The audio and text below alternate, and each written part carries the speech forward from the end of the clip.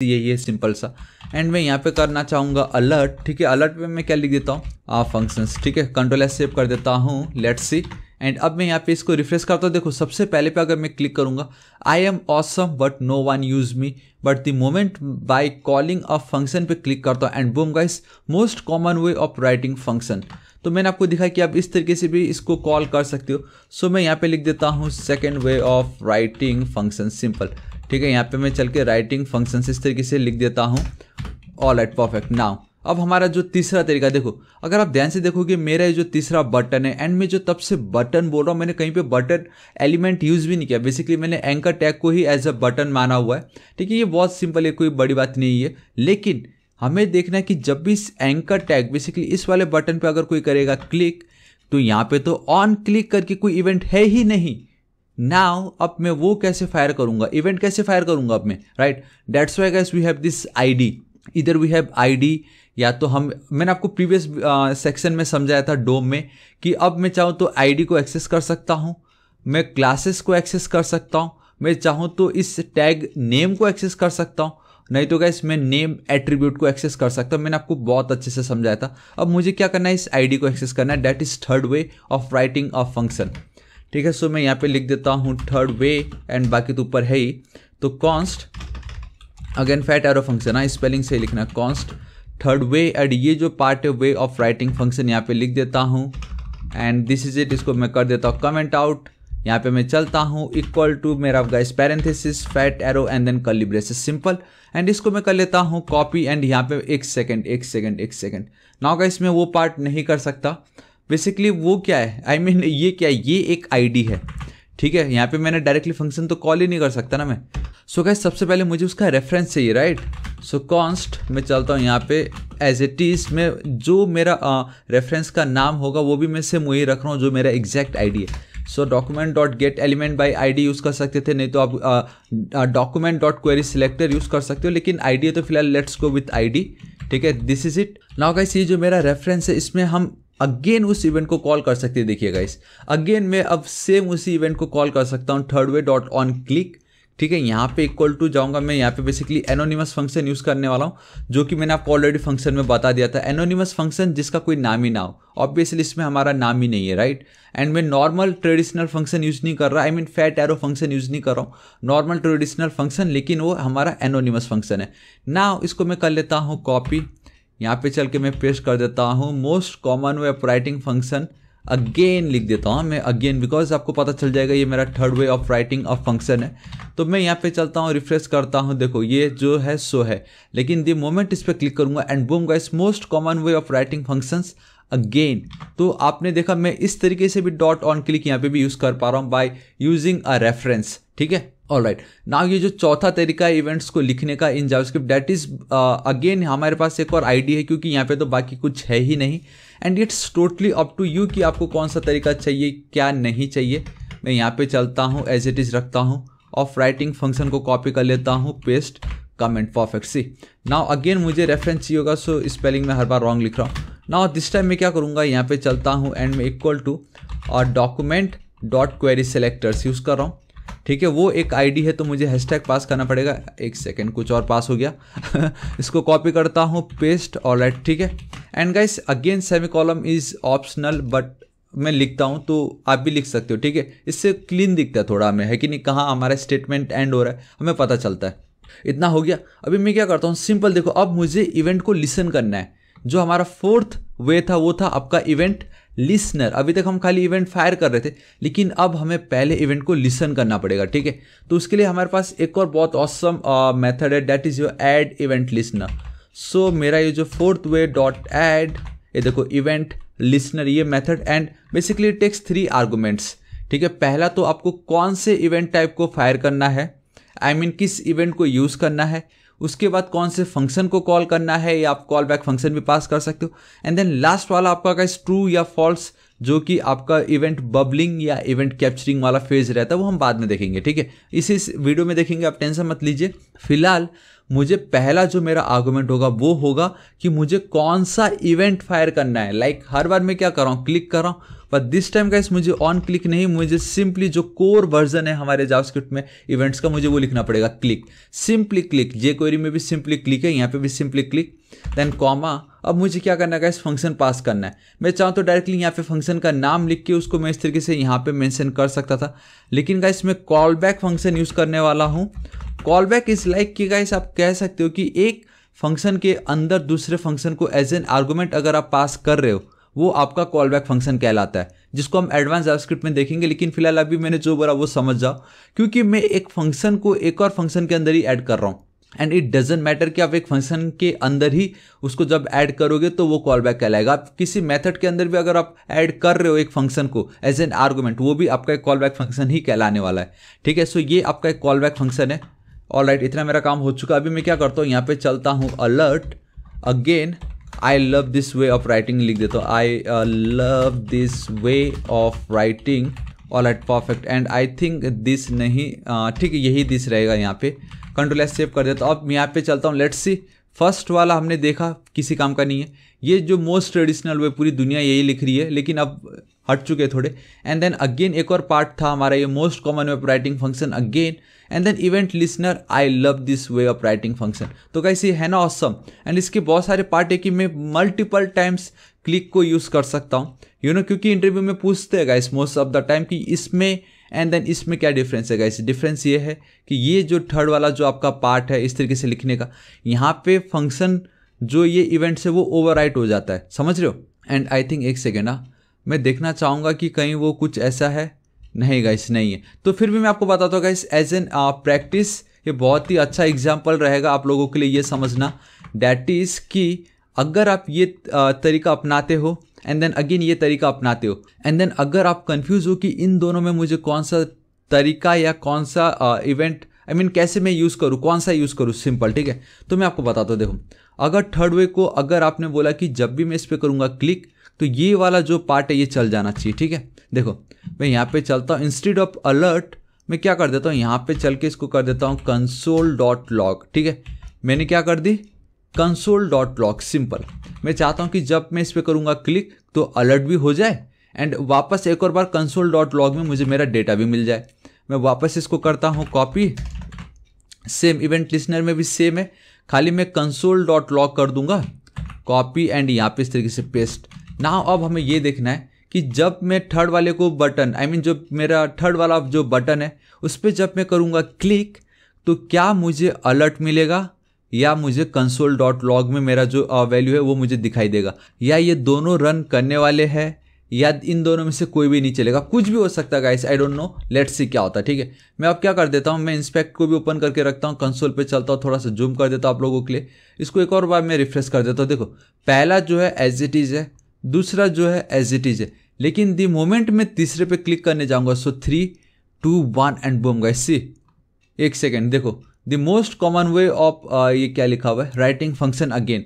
मैं एक और बार क्लिक करूँगा, ये देखो गाइस क्या हो रहा है। आपने नोटिस की कि इस तरीके का अगर आप अप्रोच अपनाते हो, अगर आपको इवेंट लिखना हो, तो गाइस इसकी प्रॉब्लम यही है, इसकी खामियां यही है कि अगर आप सेम इवेंट कॉल कर रहे हो उस रेफरेंस के थ्रू, देन गाइस जो सबसे टॉप पे लिखा है, क्योंकि टॉप टू बॉटम अप्रोच में ये वर्क हो रहा है, ठीक है। तो क्या होता है कि उसने सबसे पहले इसको देखा, ऑल राइट मुझे क्या करना है, अलर्ट करना है, लेकिन उसने क्या किया, इस पे स्टॉप नहीं किया, उसने सोचा मैं थोड़ा और देख लूँ, एंड देन जब उसने देखा कि हमें एक और बार on click method same reference के थ्रू मिल रहा है, तो उस समय उसने console.log कर दिया। बेसिकली गाइस ओवरराइड कर देता है। अगर आप सेम इवेंट कॉल कर रहे हो तो जो टॉप पे उसको वो ओवरराइड करके जो सबसे बॉटम पे है वो हमें शो कर देगा। अब अगर इसको मैं टॉप पे लिख देता था इस तरीके से, यहाँ पे सिंपली चल के control S save refresh, guys एक सेकेंड, देखो क्लिक कर रहा हूँ तो most common way of writing function, लेकिन अब हमें कंसोल पे नहीं मिल रहा है। तो एट अ टाइम गाइस अगर आप एक बार क्लिक कर रहे हो तो कोई एक ही आप चीज़ कर सकते हो, मतलब समझ रहे हो, ये आपकी खामियां है इस तरीके से लिखने का। लेकिन अगर आप ये इवेंट लिसनर यूज़ करते हो तो अब देखो गाइस क्या होता है। इसको मैं रिफ्रेश करता हूँ, द मोमेंट इस पर मैं क्लिक करूंगा, देखो I love the way of writing function, क्योंकि I love the way alert हमने सबसे पहले की थी, अब ये मिलता है यानी उसको देखते द मोमेंट में ओके पे क्लिक करता हूँ, so 3 2 1 and boom guys, see I love this way of writing function. तो इवेंट लिसनर का फायदा ये है कि सेम इवेंट को आप मल्टीपल टाइम्स कॉल कर सकते हो। कोई लिमिटेशन नहीं कि ओवरराइड हो गया कि एक बार ये है एंड दोनों सेम है तो ये वाला नहीं चलेगा ये वाला चल जाएगा, ऐसा कुछ नहीं है। इसमें आप मल्टीपल टाइम लिख सकते हो, ये इसमें गाइस आपका वो ओवरराइड हो जाता है। बस प्रॉब्लम ये था कि इंटरनेट एक्सप्लोर वर्जन 9 के बॉटम उसके बिलो ये सपोर्ट नहीं होता था, बट आई थिंक अब तो वो रहा ही नहीं। सो गाइस ये बहुत ही ऑसम तरीका है इवेंट को फायर करने का, है कि नहीं। इसमें हमें डायरेक्टली यहाँ पे जाके कोई ऑन क्लिक कुछ लिखने की नीड नहीं है, डायरेक्टली हम उसका रेफरेंस ले लेंगे, चाहे क्लास हो, चाहे आईडी हो, चाहे टैग नेम हो, चाहे नेम एट्रीब्यूट हो, कुछ भी हो, उसके जरिए एंड मैं इवेंट लिस्टनर बहुत ईजिली इसको कॉल कर सकता हूँ, ठीक है। सो गाइस हमारा पहला सेक्शन तो कंप्लीट हो गया है। अब हम देखते हैं हमारा सेकेंड सेक्शन क्या है। Now what is event object. All right, event object क्या है देख लेते हैं। Event object is the parent object of the event object. ये बहुत ऑसम इन्होंने डेफिनेशन दे दिया, दैट इज कि जो इवेंट ऑब्जेक्ट है वो है parent object of the event object. आप समझ रहे हो, ये जो इवेंट ऑब्जेक्ट है वो पेरेंट ऑब्जेक्ट है खुद इवेंट ऑब्जेक्ट का ही। आई मीन अब जितने भी ये जो इवेंट ऑब्जेक्ट यहाँ पे हमने बोला है ना, ये जो इवेंट रिप्रेजेंट हो रहा है वो है आपके गाइस माउस के इवेंट, फोकस इवेंट्स, कीबोर्ड के इवेंट्स, इनपुट्स के इवेंट्स। तो ये जितने भी ऑब्जेक्ट है इन सब का पेरेंट ऑब्जेक्ट आपका इवेंट ऑब्जेक्ट कहलाता है, वो ये है। इसलिए ये ई छोटा है, ये ई बड़ा है, समझ गए। तो जितने भी ये छोटे मोटे इवेंट्स है, आई मीन ये जितने भी इवेंट ऑब्जेक्ट है उन सब का पेरेंट ऑब्जेक्ट आपका ये वाला जो बिग इवेंट ऑब्जेक्ट है वो कहलाता है। अब ये हमें यूज कैसे करना है मैं आपको बताता हूँ। देखो मैं यहाँ पे चलता हूँ, all right we have this event object part, यहाँ पे बहुत ऑसम है। चलो ठीक है, इसको एक बार मैं कॉपी फाइल पाथ कर लेता हूँ, यहाँ पे चलता हूँ। सो गाइस आप देख सकते हो इसको मैंने रन किया एंड हमें कुछ इस तरीके से दिखाई दे रहा है। एंड यहाँ पे आपने क्या लिखा, let's see what is event object, ठीक है। एंड यहाँ पे एक बटन है एंड आप देख ही सकते हो गाइस, अगेन मैं अपने स्क्रिप्ट टैग पे आ चुका हूँ। एंड अब हमें देखना पड़ेगा कि ये इवेंट ऑब्जेक्ट क्या है एंड हम इसको किस तरीके से यूज़ कर सकते हैं एंड इसका हमें क्यों यूज़ करना चाहिए, ठीक है। तो सबसे पहले गाइस अगर किसी ने आपसे क्वेश्चन ये पूछ लिया कि जब हम इस तरीके से इसको कॉल कर रहे हैं, फिलहाल तो कुछ इस तरीके से दिखाई दे रहा है, इसको मैं हटा देता हूँ, ठीक है। तो जब भी आप किसी बटन पे क्लिक करते हो या किसी टेक्स्ट पे क्लिक करते हो या कहीं पे भी अगर आप क्लिक कर रहे हो, इट मीन्स एक इवेंट फायर हो रहा है। एंड जब भी इवेंट फायर होता है इट मीन्स उसका एक पेरेंट है, वो उसका एक बाप ऑब्जेक्ट है and that is your event object. तो वो जो इवेंट ऑब्जेक्ट है गाइस, उस इवेंट ऑब्जेक्ट के पास आप जो भी इवेंट फायर करें उसके सारे डिटेल्स, सारे इंफॉर्मेशंस रहते हैं, समझ रहे हो। जैसे मैंने डॉम एंड विंडोज़ के बीच में आपको बताया था, उनके बीच में गाइस कंपैरिजन करके कोई फायदा नहीं था, क्योंकि विंडो ऑब्जेक्ट जो है वो ग्लोबल ऑब्जेक्ट है, उसके अंदर ही आपका डॉक्यूमेंट आ जाता है। इट मीन्स डॉक्यूमेंट के साथ आपको जो भी चाहिए, उसका जो भी इंफॉर्मेशन होगा, विंडो ऑटोमेटिक उसको गेट कर ही लेगा, क्योंकि उसी का ही वो एक पार्ट है। सेम यहाँ पे भी वही है कि इवेंट ऑब्जेक्ट जो है वो एक पेरेंट ऑब्जेक्ट है जितने भी इवेंट्स है हमारे HTML के अंदर। तो इनकेस अगर आप किसी भी इवेंट के बारे में जानना चाहते हो कि आप अगर सपोज इस बटन को अगर हम क्लिक कर भी रहे तो हम क्यों क्लिक कर रहे हैं इसको, जब हम क्लिक करते हैं तो इसका की आई मीन उसके बारे में जो जितनी भी इंफॉर्मेशन है वो सब कुछ गाइस हमें इवेंट बता रहा होता है, इवेंट ऑब्जेक्ट बता रहा होता है। आई मीन इवेंट ऑब्जेक्ट के अंदर भी बहुत सारे मेथड प्रॉपर्टीज है जिसको मैं यूज़ करके उस पर्टिकुलर इवेंट के बारे में डेटा को गेट कर सकता हूँ, ठीक है। मैं क्या बोल रहा हूँ, देखिए अभी थोड़ी देर पहले मैंने आपको 4 बटन दिखाया था, लेकिन क्या आपको कुछ भी आइडिया था कि जब भी मैं उस पर क्लिक कर रहा था तो इनकेस जिनको कोड के बारे में नहीं मालूम उनको कोई आइडिया नहीं था कि हमने क्लिक पे रखा था या माउस एंटर पे रखा था कि माउस लीव या माउस इन किस पे रखा था, किसी को आइडिया नहीं है। लेकिन अगर अब मैं इवेंट ऑब्जेक्ट यूज़ करता हूं तो देखिए सबसे पहले अगेन मेरे पास ये 4th वे जो हमारा लास्ट वाला ट्रिक था उसको मैं कॉपी कर लेता हूं। मैं const 4th way will be equal to document dot get element by ID use कर रहा हूँ। अब मैं get element by ID simply यहाँ पे दिस इज इट, मेरा पहला काम हो गया। मुझे अब इस पे क्या करना है गाइस, सिंपल देखो।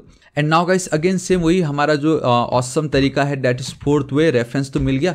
ऐड इवेंट लिसनर, क्या इवेंट लिसनर मुझे ऐड करना है कि जब भी कोई इस बटन पे करेगा क्लिक CLIC के क्लिक, तो मुझे अब एक फंक्शन को रन करना है, बेसिकली मुझे एक फंक्शन को कॉल करना है, ठीक है। And that is this part simple. तो अगेन नाउ ये जो मेरा एक फंक्शन है ये मेरा कॉल बैक फंक्शन है, बिकॉज मैं इसको एज एन आर्गुमेंट किसी और फंक्शन या किसी और मेथड में ऐड कर रहा हूँ, ठीक है। एंड जब भी आप फैट एरो फंक्शन यूज करोगे, ठीक है, मेक श्योर करना हमेशा पहले उसको डिफाइन करो एंड देन जाके बाद में उसको कॉल करना। ये सब अभी आपको पता चल जाएगा। ये बहुत सारे ऐसे छोटे मोटे इंपॉर्टेंट टॉपिक्स है जो आपको याद रखना है, ठीक है। कॉन्स्ट लिखता हूँ यहाँ पे सिंपली, ये मेरा चेक इवेंट को कॉपी कर लेता हूँ, यहाँ पे मैं will be equal to again मेरा फैट एरो फंक्शन नहीं, एक काम करता हूँ, जी हाँ फैट एरो फंक्शन ही रख लेता हूँ, ठीक है। तो एज इट इज़ मैंने रख दिया। अब देखो गाइस बहुत ध्यान से, कंसोल डॉट लॉग अगर मैं सिंपली इवेंट लिखता हूँ तो क्या होता है, कंसोल डॉट लॉग गाइस अगर मैं इवेंट डॉट टारगेट लिखता हूँ तो क्या होता है, कंसोल डॉट लॉग अगर मैं यहाँ पे चल के मेरा जो इवेंट डॉट टाइप अगर मैं लिखता हूँ तो क्या होता है, ठीक है। देखो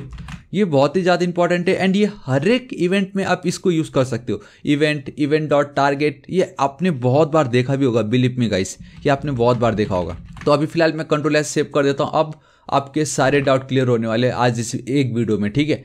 तो मैं यहाँ पे चलता हूँ, अब ध्यान से देखना, दी मोमेंट मैं इस पर क्लिक करूँगा, पहले हम एक अलर्ट करवा रहे थे, ठीक है, जो कि ठीक है मैं यहाँ पे भी अलर्ट करवा देता हूँ। देखो वो मैं यहाँ पे भी करा सकता हूँ।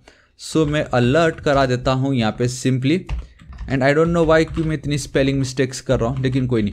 अब इसको मैं एक और बार रिफ्रेश करता हूँ, ध्यान दो, जब मैं क्लिक करूँगा हम देख रहे हैं इवेंट ऑब्जेक्ट, हम बस इतना ही देख रहे थे, लेकिन अब इसके बारे में और डिटेल अगर आपको जानना हो, एंड बूम गाइस सी, अब बहुत ईजिली आप देख सकते हो कि मुझे सबसे पहले जब मैं सिर्फ इवेंट फायर करता हूँ या इवेंट को कॉल करता हूँ तो आप देख सकते हो कि अल्टरनेट कीज मतलब है या नहीं, फॉल्स। बबल्स मैं आपको तब से बोल रहा हूँ, बबलिंग कैप्चरिंग ये ऑलरेडी फॉल्स है, सॉरी ट्रू है, ठीक है। बटन जीरो सब कुछ देखो, क्लाइंट एक्स क्लाइंट वाई की जो वैल्यू हमें मिल रही है, कंट्रोल की ये देखो गाइस, आप यहाँ पे ऑफसेट देख सकते हो, पेज एक्स पेज वाई देख सकते हो, स्क्रीन देख सकते हो, आप देख सकते हो हमारा सोर्स एलिमेंट। ये है ना ऑसम कि हमारा सोर्स एलिमेंट क्या था, मेरा सोर्स एलिमेंट ये है, मेरा एंकर टैग बटन ये देखो, आईडी फोर्थ वे ये देखो, anchor tag fourth way, target ये देखो गाइस, मेरा टारगेट क्या था, मेरा टारगेट यही तो था, है कि नहीं। एंड टाइप ये देखिए गाइस, कैसा लगा आपको, हमारा टाइप क्या है, क्लिक, मैंने क्या किया यहाँ पे क्लिक, तो हमें टाइप बता रहा है। तो इवेंट के अंदर सब कुछ है, लेकिन मैंने अब इवेंट के अंदर और डीप में गया, मैंने ये बोला कि हम किसको टारगेट कर रहे हैं, हमारा टारगेट एलिमेंट कौन सा है, मतलब जिसने भी क्लिक किया वो क्या था, वो कौन सा एलिमेंट था वो, तो देखो वो था हमारा ये वाला एलिमेंट। देखो पूरा का पूरा HTML एलिमेंट मुझे आ गया है, देखिए देख रहे हो, एंकर टैग पूरा का पूरा ये देखो। तो कितनी इजीली इवेंट डॉट टारगेट हम अब बहुत इजीली पता लगा सकते हैं। एंड गाइस इंटरव्यू में भी अगर आपसे किसी ने पूछ लिया कि एक वेबसाइट आपको पकड़ा दी, उसने किसी एक पर्टिकुलर जगह पे जाके क्लिक कर दी, देन उन्होंने आपसे पूछा कि मैंने कहाँ क्लिक किया, मैंने क्लिक किया कि डबल क्लिक किया कि मैंने क्या किया, अगर आपको उसके बारे में इंफॉर्मेशन बताने बोला तो गाइस आप बहुत इजीली उस पे जाके कैसे event dot target event dot type paste कर सकते हो। सिर्फ अगर आपने इवेंट भी लिख दिया ना तो आपके सारे डेटा मिल जाएंगे। Event dot target event dot type तो उसी का ही एक अंश है जो हम बहुत इजीली गेट कर सकते हैं। सो टारगेट हमें मिल गया, एंड इवेंट डॉट टाइप हम कौन सा टाइप यूज़ कर रहे हैं, किस इवेंट टाइप यूज़ कर रहे हैं, तो आप देख सकते हो क्लिक। सो गाइस ये होता है आपका इवेंट ऑब्जेक्ट। एंड मैंने यहाँ पे कुछ और लिखा है नहीं गाइस, देखो बस इतना ही है। इवेंट ऑब्जेक्ट का काम ही यही है कि आपको आप जो भी इवेंट फायर कर रहे हो उसके बारे में और इन्फॉर्मेशन आपको वो प्रोवाइड करवाता है, एंड इवेंट ऑब्जेक्ट के थ्रू आप वो बहुत इजीली गेट कर सकते हो, ठीक है। मैंने आपको दिखा दिया, देखो कौन से इवेंट को आप फायर कर रहे हो, उस कौन से टारगेट एलिमेंट के थ्रू आपने उस इवेंट को फायर किया था, एंड सारा डेटा उसके बारे में यहाँ पे ऑलरेडी सब कुछ है। तो गाइस इसको मैं हटा देता हूँ, एंड हमारा ये पार्ट कंप्लीट हो चुका है। Now we will see what is mouse event in JavaScript, ठीक है। So what is mouse event, देखो यहाँ पे भी हमने देखा, ये इवेंट ऑब्जेक्ट देख ली। माउस इवेंट इट मीन्स कि those events which are related to your mouse, mouse से रिलेटेड आपके जितने भी इवेंट्स होंगे वो आपके माउस इवेंट्स कहलाए जाएंगे। And now again events that अगर when the mouse interact with the HTML documents belongs to the mouse event object. Simple, आपके HTML डॉक्यूमेंट में कुछ भी ऐसे इवेंट्स अगर माउस के इंटरेक्ट करने से हो रहा है, इट मीन्स वो आपका माउस इवेंट है। सिंपल, ठीक है, माउस इवेंट ऑब्जेक्ट है वो, सिंपल हो। तो क्या क्या होता है वो हम देख लेते हैं। इसको हटाता हूँ, यहाँ पे मैं चलता हूँ। We have a mouse, alright guys. देखो माउस के बहुत सारे तरीके हैं, ठीक है, लेकिन जो ज़्यादा इंपॉर्टेंट है वो हम देखने वाले, ठीक है। मैं सिंपली यहाँ पे चलता हूँ। ये देखो गाइस, मैंने ऑलरेडी इसको यहाँ पे लिख के रखा हुआ है, बिकॉज ये कोई इतना हाई फाई या रॉकेट साइंस नहीं है, बिलीव मी गाइस। ये बहुत ईजिली कोई भी कर लेगा इसको, क्योंकि बोलने से पता चल रहा है कि हम क्या करना चाहते हैं, क्या हमें मिलना चाह रहा है यहाँ पे, ठीक है। देखो सिंपल क्या है, एक पैराग्राफ टैग है यहाँ पे, आई mean not a tag, it's an element. एक पैराग्राफ एलिमेंट है मेरे पास जिसको मैंने ID दी हुई है। बेसिकली दो इवेंट को मैं फायर कर रहा हूँ, ठीक है। That is on mouse down, and then एक और है that is on mouse up. Mouse को जब मैं डाउन करूंगा, मतलब बेसिकली जब आप क्लिक करके रखोगे, एंड देन अप जब माउस आप रिलीज कर दोगे, ठीक है, तो उस समय मैं क्या कर रहा हूँ गाइस, दो फंक्शन को मैं कॉल कर रहा हूँ। तो जब भी माउस होगा डाउन तो मैं ये जो माउस डाउन नाम का जो ये फंक्शन है उसको गाइस मैं कॉल कर रहा हूँ। एंड जब माउस अप होगा तो ये जो माउस अप वाला जो ये फंक्शन है उसको मैं कॉल कर रहा हूँ, सिंपल, ठीक है। तो ये जो माउस डाउन वाला ये जो फंक्शन है, अगर आप ध्यान से देखोगे तो मैंने उसको डिफाइन किया हुआ है। एंड मैंने क्या बोला है, सिंपली नाउ गाइस अब मैं CSS DOM यूज़ कर रहा हूँ, जहाँ पे अब मैं जावास्क्रिप्ट की मदद से मैं स्टाइलिंग कर रहा हूँ। मैंने क्या बोला, इसको मैंने गेट की यूजिंग ID document.getElementById .style.color, मतलब जब भी माउस होगा डाउन तो ये जो मेरे टेक्स्ट है, एक सेकंड पहले मैं दिखा दूँ ये आपको दिख कैसा रहा है। कॉपी पाथ करता हूँ, यहाँ पे मैं चलता हूँ, इसको हटा के पेस्ट कर देता हूँ, ठीक है।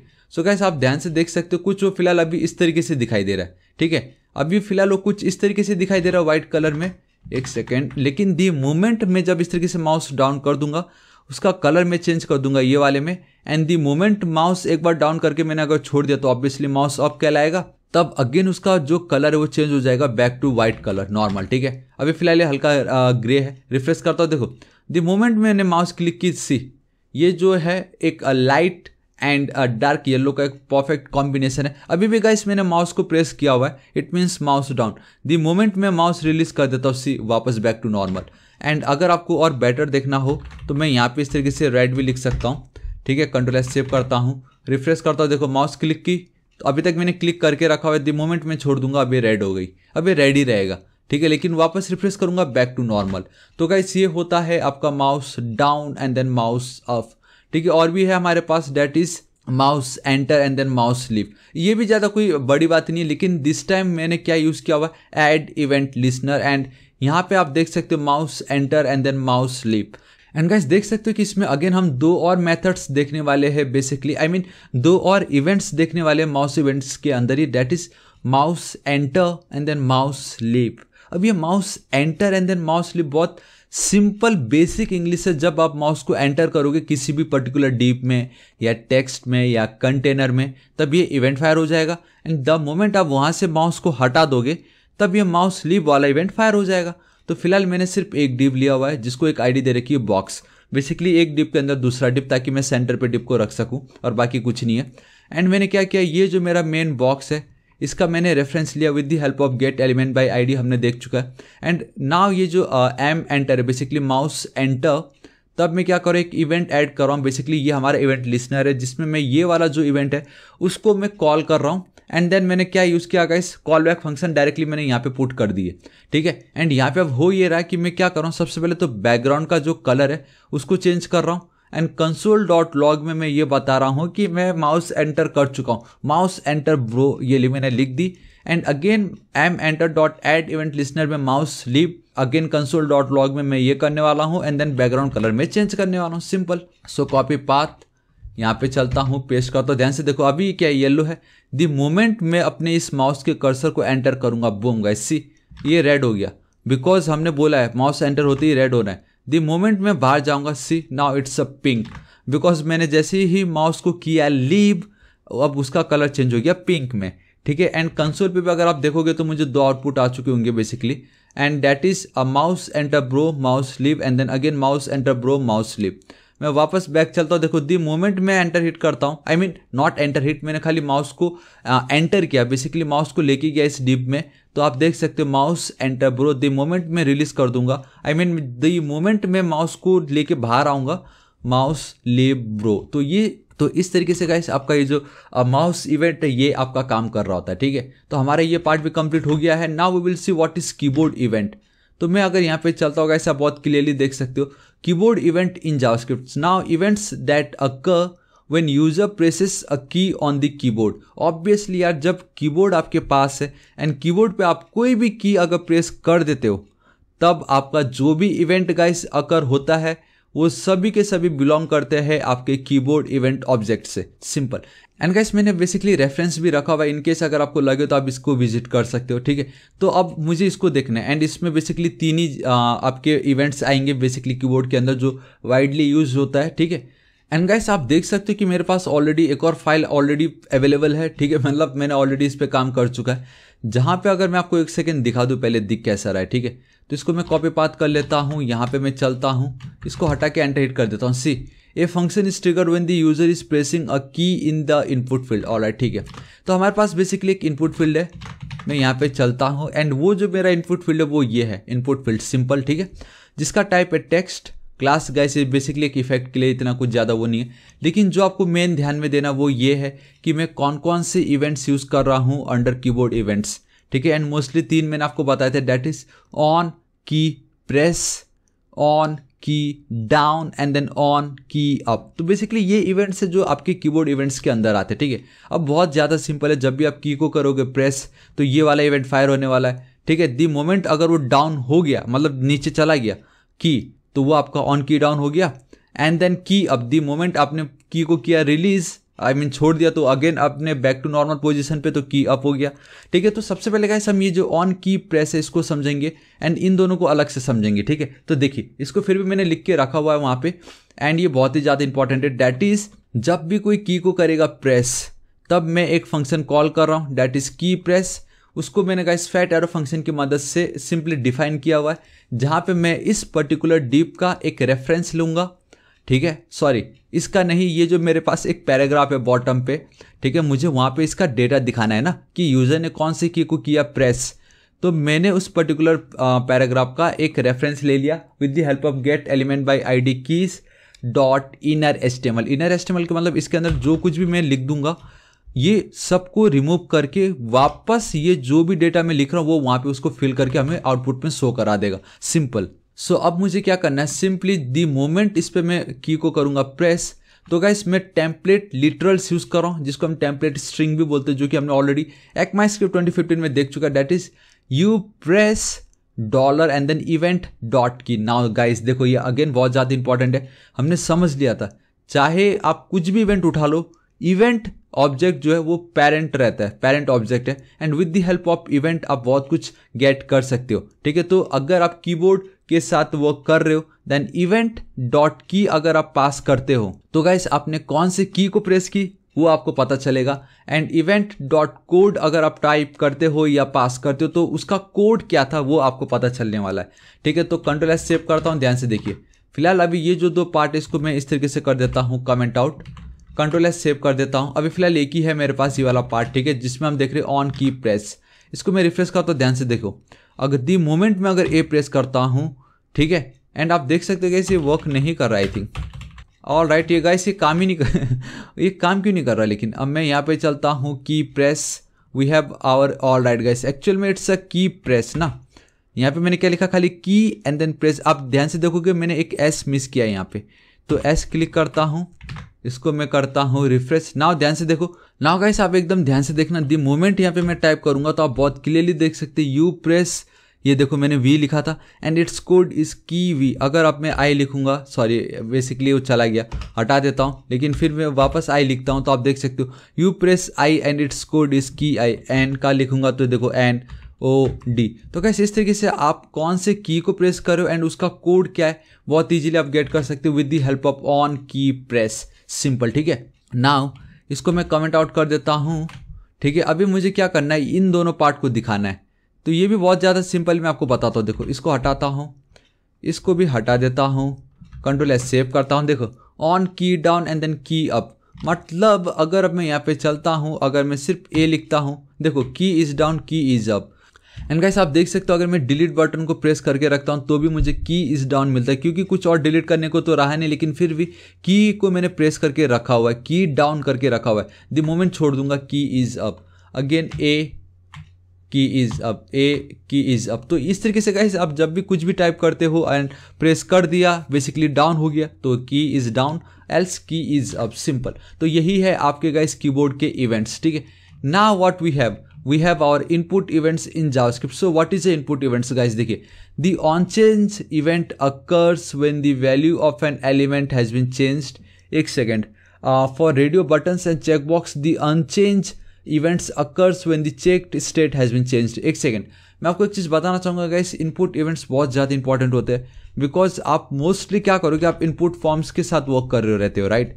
एंड वहाँ पे गाइस आपके सिलेक्ट बॉक्स होता है, आपका इनपुट फॉर्म होता है, आपके रेडियो बटन्स होते हैं, आपके चेक बॉक्स होता है। तो आपको पता कैसे चलेगा कि यूज़र ने किस चेक बॉक्स को क्लिक किया या किस सिलेक्ट आइटम को सिलेक्ट किया या किस रेडियो बटन में किसको मेल या फीमेल को क्लिक किया या चेक किया, तो वो सब आपको पता कैसे चलेगा, वो आपका पता चलता with the help of input events in JavaScript. ठीक है, मैं अगेन यहाँ पे चलता हूँ, we have our input events. Alright guys, तो आप देख सकते हो कि हमारा ये जो HTML फॉर्म है, जिसको अगेन मैंने CSS एंड HTML पहले से ही लिख रखा है, ठीक है, जो कि बहुत ही ज़्यादा सिंपल है। एक बार मैं आपको दिखा दूं कि ये दिख किस तरीके से रहा है। सो कॉपी पाथ पे मैं चलता हूँ, यहाँ पे चलता हूँ। सो गाइस आप देख सकते हो कुछ वो हमें इस तरीके से दिखाई दे रहा है, जहाँ पे हमें अपना नाम लिखना है एंड देन हमें सिलेक्ट करना है कि कौन सा आइसक्रीम का फ्लेवर हमें पसंद है। ठीक है, एंड उसके बेसिस पे यूज़र ने यहाँ पे क्या लिखा एंड हमने कौन सा चॉकलेट का फ्लेवर, बेसिकली आइसक्रीम का जो फ्लेवर वो मैंने सेलेक्ट की, वो मैं यहाँ पे बॉटम पे दिखाना चाहूँगा। ठीक है, बेसिकली यहाँ पे एज ए रिजल्ट मैं उसको दिखाना चाहूँगा। तो वो अब मैं कैसे कर सकता हूँ, क्योंकि बहुत ही ज़्यादा इंटरेस्टिंग ये अब आ चुका है कि यूज़र क्या लिख रहा है उसको गेट कैसे करना है, एंड इस सिलेक्ट बॉक्स में मैंने किसको सिलेक्ट किया उसको मैं कैसे गेट कर सकता हूँ। देखो, उसके लिए गाइस हम यूज़ करने वाले हैं on change method, on change event, and ये बहुत ही ज़्यादा यूजफुल है। एंड अगर आपने रिएक्ट को कभी भी टच किया होगा तो वहाँ पे आपको ये जो ऑन चेंज है ये तो गाइस डिफ़ॉल्ट ही कर दिया, ये बाय डिफ़ॉल्ट आपको लिखना ही पड़ता है रिएक्ट अगर आप काम करोगे तो। ठीक है, तो देखो गाइस ये कैसे काम करता है। मैं यहाँ पे चलता हूँ। सबसे पहले तो मुझे ये देखना पड़ेगा कि यूज़र लिख क्या रहा है। ये आपका इनपुट फील्ड है जिसपे मैंने एक ID दे रखा है आइस करके। ठीक है, तो सबसे पहले गाइस मैं क्या करता हूँ, यहाँ पे मैं चलता हूँ, देखो कॉन्स्ट, ठीक है, सिंपली मैं यहाँ पे लिख देता हूँ आइस करके, एंड दैट इज गाइस मैं डायरेक्टली लिख सकता हूँ इनपुट चेंज, मतलब इनपुट में क्या चेंज हुआ। ठीक है, equal to document dot get element by ID चलते हैं, राइट। हम कुछ भी लिख सकते हैं, ये टोटली हमारे ऊपर है। And gate element by ID because वो एक ID है तो ज़्यादा ईजी होगा हमारे लिए। Ice and as it is में छोड़ देता हूँ। ठीक है, फिलहाल के लिए एज इट इज़ में रखता हूँ, Ctrl+S सेव करता हूँ। एंड एक चीज़ मैं आपको बताना चाहूँगा कि हम कुछ ना कुछ तो कर ही रहे हैं यहाँ पे, एंड दैट इज़ गाइस आप बहुत ध्यान से देखोगे कि ये जो मेरा सिलेक्ट ऑप्शन है, बेसिकली मेरा जो सिलेक्ट एलिमेंट है, यहाँ पे अगर कुछ भी चेंज हो रहा है तो हम एक फंक्शन को कॉल कर रहे हैं and that is your select element. So guys मैं क्या करना चाहूँगा, ये जो सिलेक्ट एलिमेंट है इसको मैं कॉपी कर लेता हूँ। ठीक, यहाँ पे मैं चलता हूँ, इसको मैं डिफाइन करता हूँ using a fat arrow function. So const, spelling से लिख लेता हूँ, एक सेकेंड, अगेन रॉन्ग लिख दी मैंने, ओ माय गॉड। हाँ चलो सही। अब मैं यहाँ पे चलता हूँ, इस जगह पे नहीं, यहाँ पे इक्वल टू करता हूँ, यहाँ पे मैं चलता हूँ इस तरीके से सिंपल। एंड ये जो डेटा है, मतलब यूज़र इनपुट फॉर्म में क्या लिख रहा है उसको भी मैं इसके अंदर ही पुट कर देता हूँ। ठीक है, सिंपल। ऑलराइट, नाउ अब मुझे ये देखना है कि यूज़र ने ये जो सिलेक्ट एलिमेंट था, बेसिकली सिलेक्ट बॉक्स, इसमें से किसको सिलेक्ट किया, राइट। एंड यहाँ पे अगर आप देखोगे तो इसका भी मैंने एक ID दे रखा है, that is my ice cream. So again मैं यहाँ पे चलता हूँ, कॉन्स्ट आइसक्रीम इक्वल टू और document dot get element by ID simple and ice cream, this is it. तो ठीक है गाइस, मेरे पास क्या हो रखा है कि यूज़र का जो ये ID है इसको मैंने गेट कर लिया। बेसिकली मैंने सिलेक्ट बॉक्स का रेफरेंस पा लिया एंड मैंने इसका भी रेफरेंस पा लिया। द मोमेंट अगर कोई इस पर क्लिक करता है, किसी भी अगर एक को सिलेक्ट कर रहा है बेसिकली यहाँ पे, क्योंकि चेंज हो रहा है ना वो, तो on change event obviously call होने ही वाला है। तब मैं क्या करूँगा, console.log, ये जो इनपुट चेंज है, ठीक है, यहाँ पे मैं गाइस क्या यूज़ करता हूँ, मैं बैकटिक यूज़ कर रहा हूँ, बेसिकली टेम्पलेट लिटरल्स। मुझे ये देखना है कि इसमें क्या वैल्यू है, ठीक है, एंड इसमें क्या वैल्यू है। मैं अगेन इसको कॉपी कर लेता हूँ इस तरीके से सिंपल, यहाँ पे ऑलराइट परफेक्ट। ये जो मेरा आइसक्रीम को मैंने की कॉपी एंड यहाँ पे मैं कर देता हूँ पेस्ट। Ctrl+S सेव करता हूँ, लेट्स सी क्या होता है, आउटपुट आता है कि नहीं वो देख लेते हैं। रिफ्रेश करता हूँ, कंसोल पे चलता हूँ, फिलहाल तो कोई एरर नहीं है। यहाँ पे गाइस मैं लिख दे रहा हूँ विनोद, यहाँ पे मैं सिलेक्ट करता हूँ चॉकलेट, बट द मोमेंट मैं सिलेक्ट करूँगा मेरा ये जो सिलेक्ट बॉक्स है इसका डेटा चेंज होने वाला है एंड ये जो ऑन चेंज वाला ये जो इवेंट है वो फायर होने वाला है। ठीक है, एंड अगर वो फायर हो गया तो मैं डेटा को गेट कर रहा हूँ दोनों इनपुट फील्ड और सिलेक्ट बॉक्स का, एंड मैं उसको कंसोल करवा रहा हूँ। एंड लेट्स सी क्या होता है चॉकलेट पे। सी ऑब्जेक्ट HTML इनपुट एंड मुझे HTML इनपुट ही आ रहा है यहाँ पे, तो उसका मतलब ये हुआ गाइस कि अब मुझे डॉट वैल्यू यहाँ पे लिखना पड़ेगा, डॉट वैल्यू यहाँ पे भी मुझे लिखना पड़ेगा। तो ये जो डॉट वैल्यू जब हम लिखते हैं ना, तो उससे होता क्या है कि उसके अंदर जो ये वैल्यू एट्रीब्यूट जो है उसकी वैल्यू को मैं गेट कर सकता हूँ। एंड यहाँ पे भी आप देख सकते हो गाइस, यहाँ पे फिलहाल मैंने वैल्यू एट्रीब्यूट यूज़ नहीं की, बट बिहाइंड द सीन जब भी मैं कोई वैल्यू यहाँ पे पुट कर रहा हूँ, जब भी कुछ डेटा पुट कर रहा हूँ, वो वैल्यू एट्रीब्यूट में ऐड हो जाता है एंड उसको मैं इस तरीके से गेट कर सकता हूँ बहुत ईजिली यूजिंग डॉट वैल्यू। अगर कोई ये टेक्स्ट होता तो गाइस मैं वहाँ पे इनर HTML लिख देता, इस तरीके से इनर HTML या इनर टेक्स्ट लिखता, लेकिन इनपुट फॉर्म में आपको डॉट वैल्यू ही लिखना पड़ता है हमेशा, इतना आपको याद रखना है। अब अगर मैं रिफ्रेश करता हूँ, ठीक है, यहाँ पे अगेन अब मैं विनोद लिख देता हूँ, यहाँ पे चलता हूँ चॉकलेट एंड बूम गाइस सी मैंने क्या लिखा था, यहाँ पे मैंने जो भी लिखा दैट इज विनोद एंड मैंने किसको सिलेक्ट की, चॉकलेट को। अगेन अगर मैं वैनिला सेलेक्ट करता हूँ, विनोद एंड देन वैनिला, यहाँ पे मैं जब भी लिखूँ कुछ नहीं होने वाला, बट द मोमेंट यहाँ पे मैं सिलेक्ट करूँगा अगेन थापा एंड सार्डिन, ठीक है, पता नहीं मुझे क्या है ये, लेकिन जो भी है हमें ये मिल रहा है। अब ये जो डेटा मुझे मिल रहा है इसको मैं सिंपली इस रिजल्ट में इसको मैं ऐड कर सकता हूँ। कैसे, देखो अगेन मैं रिजल्ट का रेफरेंस लेने वाला हूँ, इज इक्वल टू सिंपली और document dot get element by ID। Simply यहाँ पे मैं चलता हूँ, मेरा ये रिजल्ट, सॉरी नॉट आइसक्रीम, ये मेरा result, copy and then paste, ठीक है, इसको मैं हटाता हूँ। अब देखो गाइस ये क्या है, ये कोई इनपुट फील्ड तो है नहीं कि मुझे डॉट वैल्यू लिखना पड़े। अब मैं बहुत ईजिली यहाँ पे क्या कर सकता हूँ, यहाँ पे मैं चल के इस तरीके से रिजल्ट डॉट इनर HTML लिखूंगा मैं यहाँ पे इक्वल टू, देखो गाइस अब मैं क्या करने वाला हूँ, यहाँ पे गाइस मैं बैकटिक यूज़ करता हूँ, ठीक है, ये वाला जो पार्ट है इसको मैं कॉपी कर लेता हूँ, आइसक्रीम फ्लेवर लिख देता हूँ गाइस यहाँ पे मैं, ठीक है, आइसक्रीम फ्लेवर। एंड गाइस आप देख सकते हो मैंने क्या लिखा, मिस्टर जो भी नाम होगा सिलेक्ट ये वाला आइसक्रीम फ्लेवर।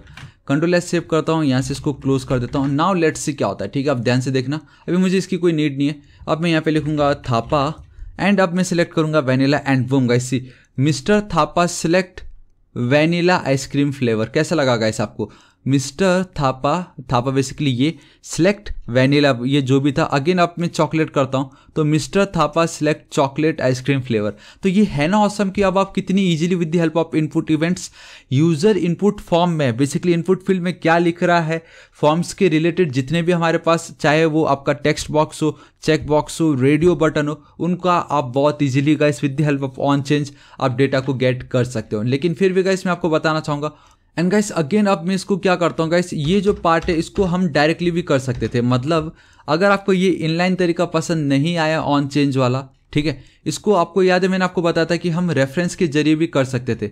तो अगर मैं आपको रेफरेंस के जरिए दिखाऊं तो कैसे होगा, देखो यूजिंग ऐड इवेंट लिसनर, ये भी बहुत ज़्यादा इंपॉर्टेंट एंड सिंपल है। देखो आइसक्रीम वाले को मैं कर लेता हूँ कॉपी, ठीक है, इस तरीके से कॉपी की, यहाँ पे मैं चल के इसको पेस्ट कर देता हूँ। फिलहाल इस वाले पार्ट को मैं कमेंट कर देता हूँ। ध्यान से देखो, अभी ये जो मेरा आइसक्रीम वाला जो पार्ट है, अब मैं यहाँ पे वैल्यू नहीं लिख सकता तो इसको मैं हटा देता हूँ। सिंपल, इसको मैंने क्या किया गाइस, इसको मैंने हटा दिया है।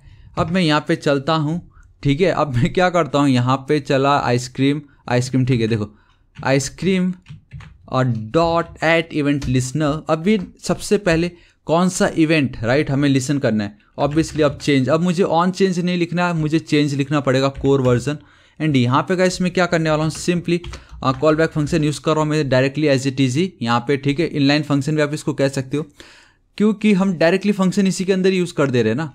तो अब मैं क्या करता हूँ, ये सभी के सभी को कर लेता हूँ कॉपी, यहाँ पे चल के पेस्ट। एंड इतना याद रखना गाइस, जब भी आप इस तरीके से फंक्शन एक्सप्रेशन का यूज़ करते हो आपको लास्ट में सेमीकोलन देना ही पड़ेगा। दैट्स वाई वो आपको उस समय वैसा अजीब सा दिख रहा था। तो ये जो कमेंट वाले पार्ट को मैं हटा देता हूँ, एज इट इज़ में रखता हूँ, ठीक है। एंड लेट्स सी क्या होता है अब, ठीक है, अब क्या होता है एक बार देखते हैं, मुझे भी देखना है ये। मैं यहाँ पे चलता हूँ, लिखता हूँ थापा, एक सेकेंड, ये क्या लिख दिया मैंने, अगेन स्पेलिंग रॉन्ग, सो मैं यहाँ पे चलता हूँ थापा, सिलेक्ट वन के बदले chocolate and boom guys see Mister Thapa, एक सेकेंड, हाँ सही है गाइस। अब आप बहुत क्लियरली देख सकते हो, अगर इसको मैं हटा भी दूँ, ठीक है, अब मैं अगेन रिफ्रेश करूँगा, यहाँ पे मैं चलता हूँ विनोद, यहाँ पे इसको मैं चॉकलेट सेलेक्ट करता हूँ, see Mister Vinod select chocolate ice cream flavour. तो अब आप बहुत क्लियरली देख सकते हो गाइस, यहाँ पे मैंने कहीं पे भी इनलाइन इवेंट वाला जो ट्रिक मैंने आपको बताया तो वो यूज़ नहीं किया, सिंपल एकदम नीट एंड क्लीन रखा है। कहीं पे भी किसी को कोई आइडिया नहीं आ रहा होगा कि यहाँ पे भी मैंने एक फंक्शन को कॉल किया, बेसिकली एक इवेंट कॉल कर रहा हूँ।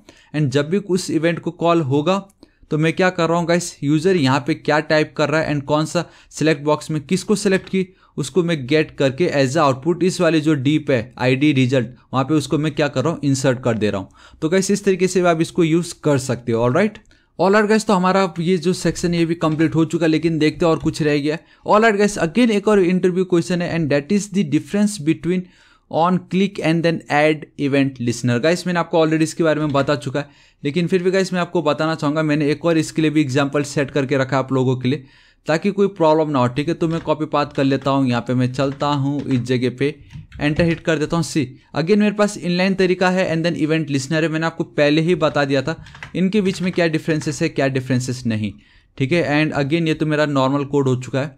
मैं यहाँ पे चलता हूँ। देखो गाइस, सबसे पहले मैं आपको दिखा दूँ कि दैट इज़ ये जो मेरा थर्ड वे ऑफ राइटिंग है ये, चलो ठीक है। एंड गाइस आप देख सकते हो ये जो मेरा कोड है मैंने ऑलरेडी, जो हमने ऑलरेडी देख चुका, लेकिन फिर भी गाइस अगर इंटरव्यू में पूछा तो हम वापस देख लेते इसको, कि जब आप ऑन क्लिक इस तरीके से यूज़ करते हो, ठीक है। देखो अलर्ट हम यहाँ पे करवा रहे हैं एंड देन अगेन मैं उसी पे ही, अगर मैं आपको बताऊँ तो एक डिव है, ये मेरा दूसरा डिव है, ठीक है। एंड अगर आप ध्यान से देखोगे तो फिलहाल 2 ही बटन है। इस पर जब हम क्लिक करते हैं तो वो इवेंट का नाम क्या होता है आपका ऑन क्लिक। एंड जब भी हम ऑन क्लिक करते तो अलर्ट हम कर सकते थे, जो कि हम बार बार देख चुके, अभी तक 1000 बार देख चुके बेसिकली। लेकिन क्या हो अगर मैं फिर से उस पर एक और बार ऑन क्लिक ऐड कर दूं, ठीक है, एंड कुछ और चीज़ उस पर मैं कॉल करना चाहूँ या कुछ और डेटा को डिस्प्ले करना चाहूँ, ये हमारा एक तरीका है।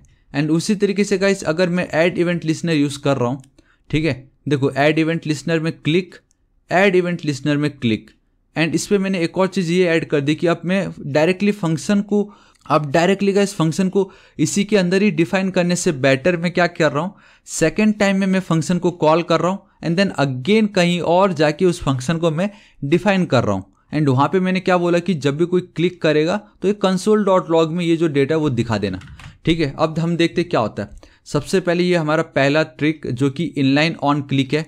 अगर उस पर मैं क्लिक करता हूँ, देखो I am again calling using on click, okay this is it, I am again calling using on click. मुझे ये वाला जो पार्ट है, ये वाला जो अलर्ट का जो मैसेज है वो मुझे नहीं मिला बिकॉज वो ओवरराइड हो गया। लेकिन वहीं अगर मैं ये जो ऐड इवेंट लिसनर यूज़ करता हूँ एंड इस पर अगर मैं क्लिक करता हूँ, ये देखो आई am another way of using events, okay कहीं कुछ होगा नहीं। लेकिन अगर मैं आपको कंसोल पे दिखाऊं, I am another way of using events to, क्योंकि उसने इस वाले को भी कॉल कर दिया। तो गाइस यही 2 डिफरेंसेस है, आई मीन एक ही डिफरेंस है, लेकिन फिर भी गाइस कंक्लूजन क्या निकला वो देख लेते। This is because add event listener जो है does not overwrite existing event handlers, whereas on click overrides any existing on click function event handlers। on click override कर लेता है जितने भी existing on click हो, एंड वहीं ये जो हमारा add event listener है गाइस वो override नहीं करता। that's why हम add event listener के जरिए कितने भी बार सेम इवेंट को कॉल कर सकते हैं, ठीक है। एंड एक और दूसरी बात ये है कि गाइस ये जो other significant difference of course is that on click will always work. ये जो ऑन क्लिक वाला जो ये इवेंट तरीका है ये हमेशा काम करेगा, लेकिन ये जो add event listener does not work in the internet explorer before version 9। But अब तो ये रहा ही नहीं, तो guys add event listener is your clear winner. Alright guys, तो अब हमारा 11th सेक्शन देखते हैं, that is timing based events in JavaScript, ठीक है।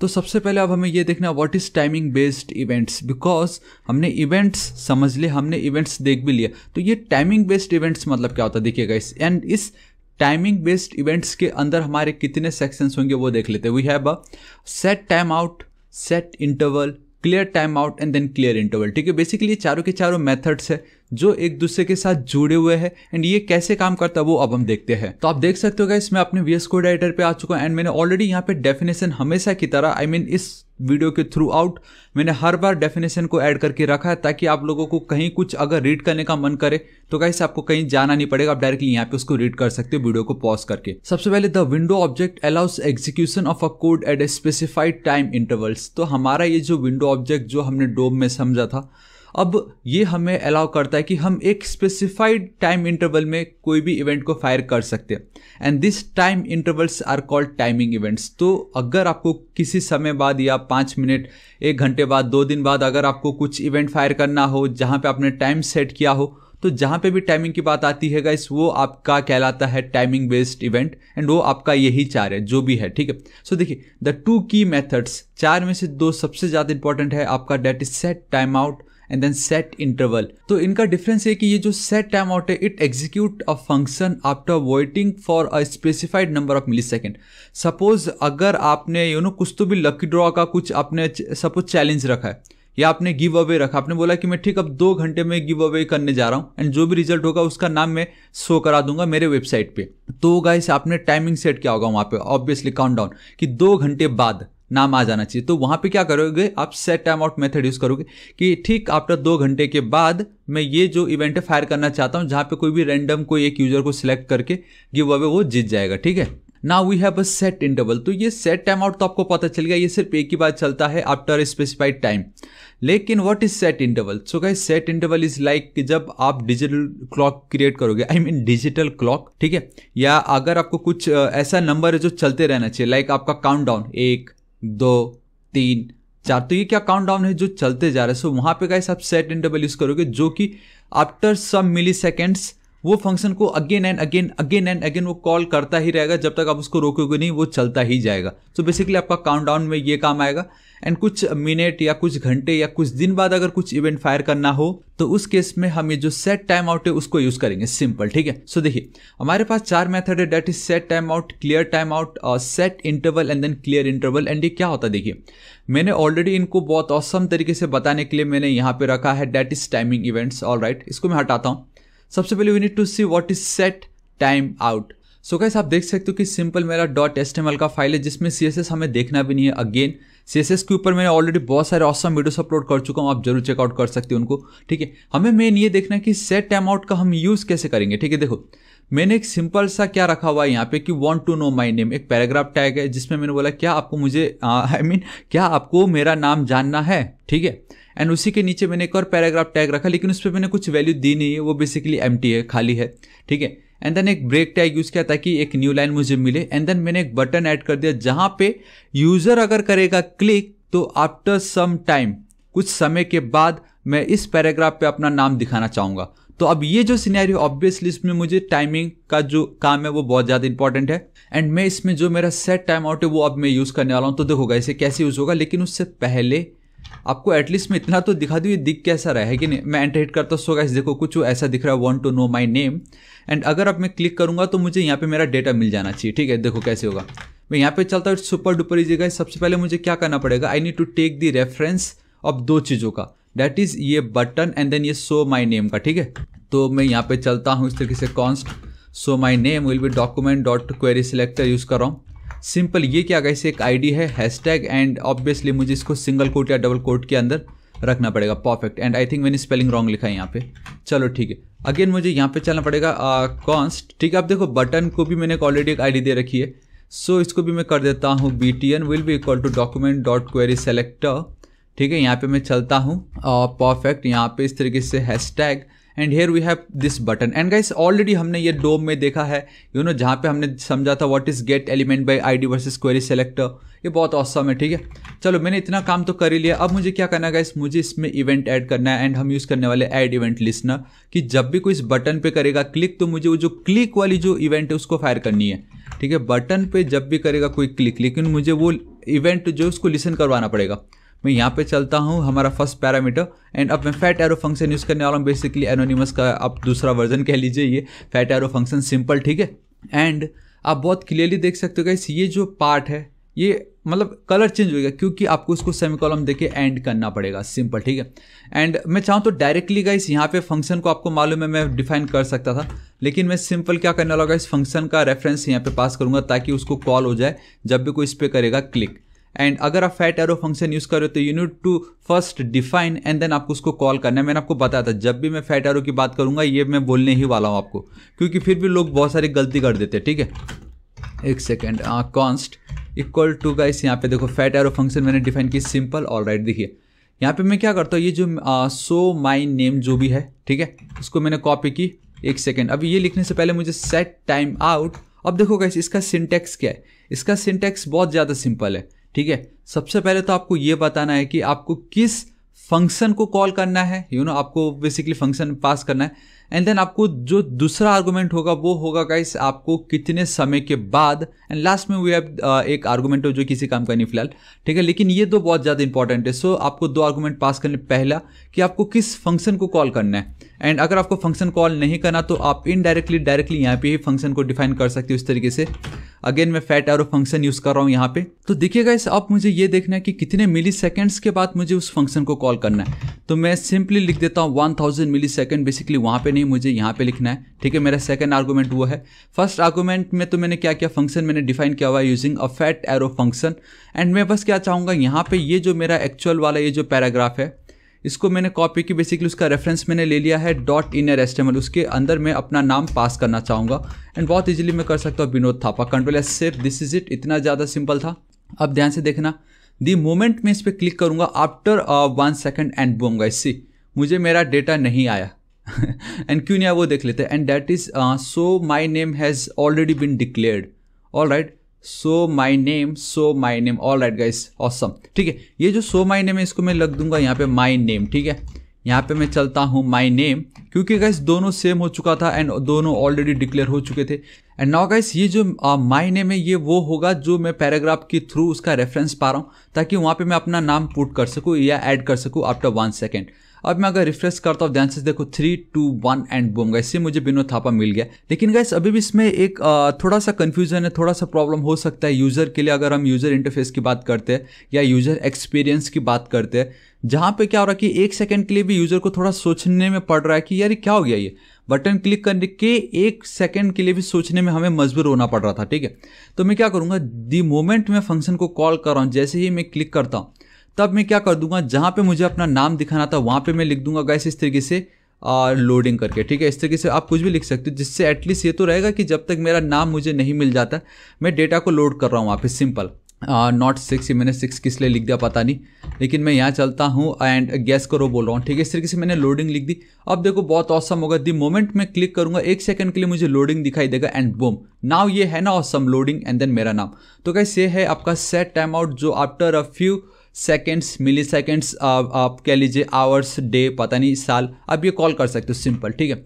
Now we have our second and that is set time out. तो हमने सॉरी देख लेना। क्लियर टाइम आउट क्या होता है, देखिए अब में से बहुतों ने बहुत बार नोटिस किया होगा कि सपोज कभी कभी कुछ ऐसे बटन्स होते हैं आपके वेबसाइट पे जिस पे आप क्लिक करते हो एंड यू रियलाइज कि उस पर मैंने कुछ इवेंट्स रखे हुए हैं कि इतने सेकंड्स या इतने मिनट्स के बाद तो फायर हो जाएगा। एंड देन आपको सडनली ये रियलाइज होता है, अरे नहीं यार मुझे इस पर क्लिक नहीं करना था, मुझे इसको स्टॉप करना है।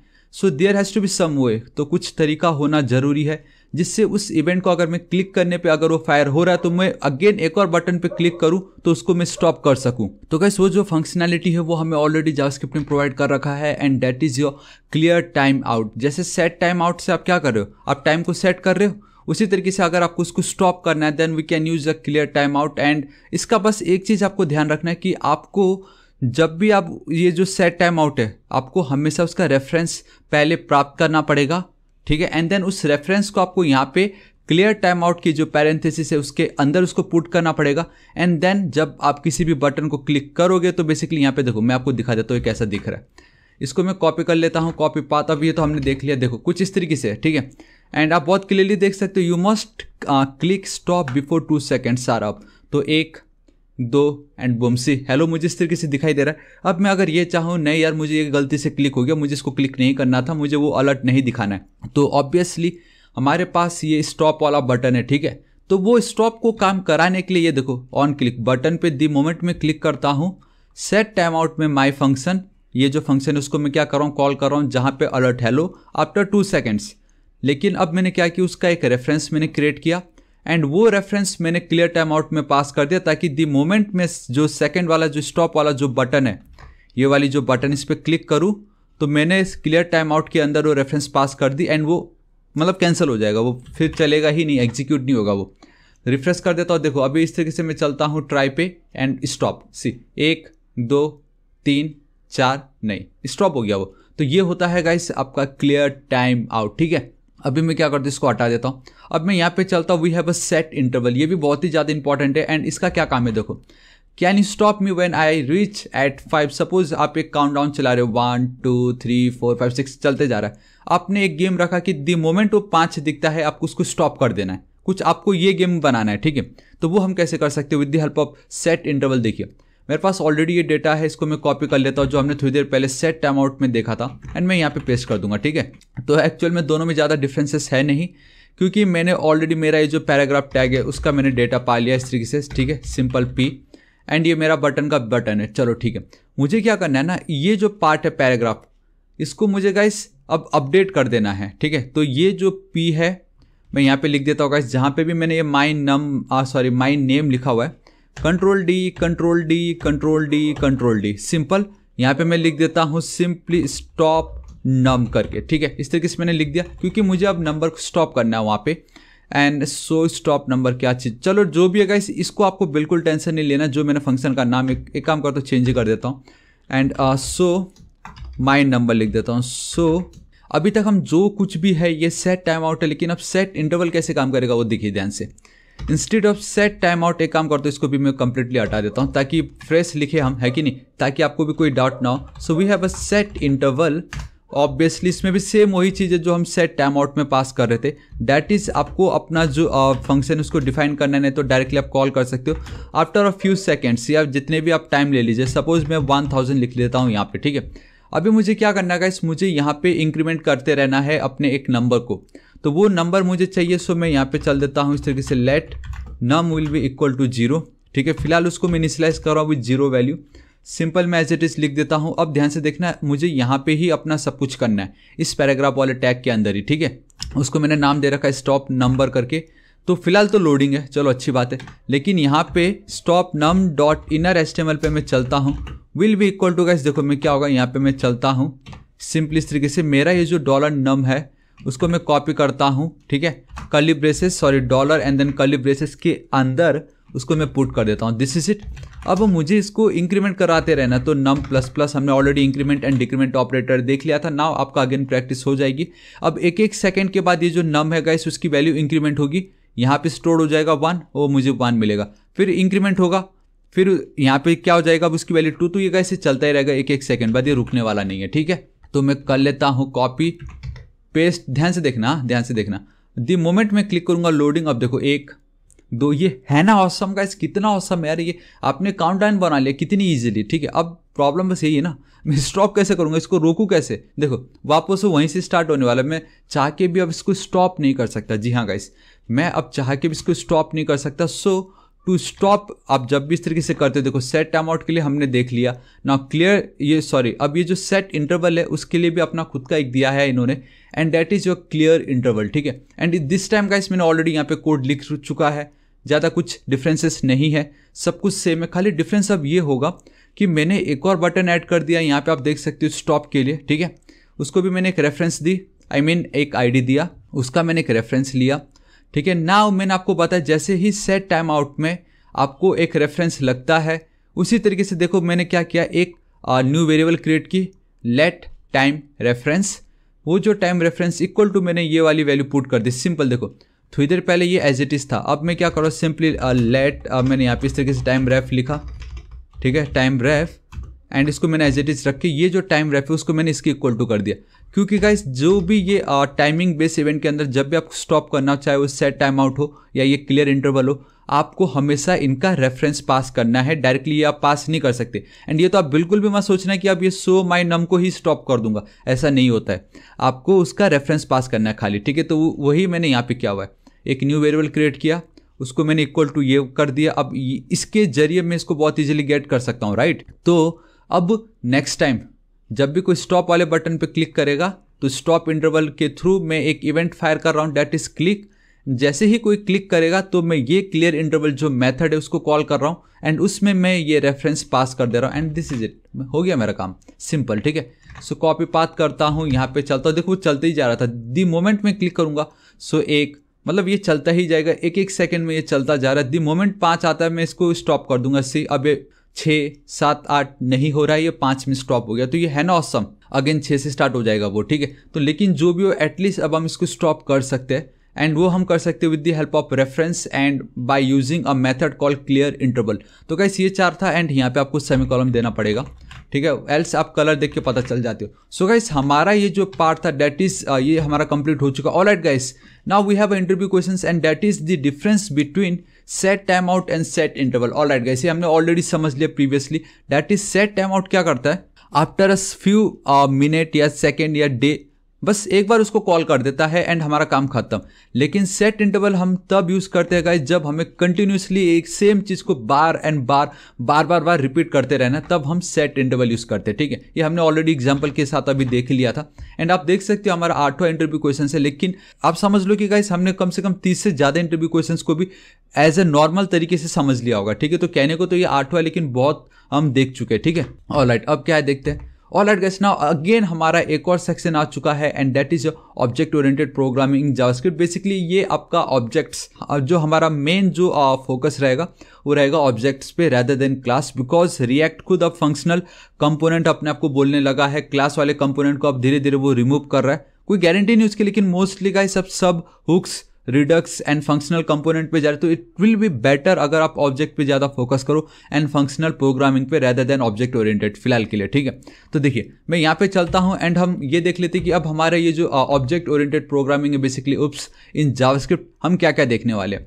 We will see what is object literals and then we will see what is this object. This बहुत ही ज्यादा इंपॉर्टेंट है, आपको मजा आ जाएगा। ठीक है, ऑलराइट गाइस, तो अब हम बिना किसी देरी के इसको भी स्टार्ट करते हैं एंड इसको एज इट इज रखता हूं। मैं अपने कोड एडिटर पे चलता हूं फिलहाल, इसको एंड देन इसको मैं कर देता हूं इस तरीके से कमेंट, मैंने पेज हटा दी। नाउ अब मुझे जाना है बैक टू नॉर्मल, हमारे अगेन जो मेन पार्ट था उस पर।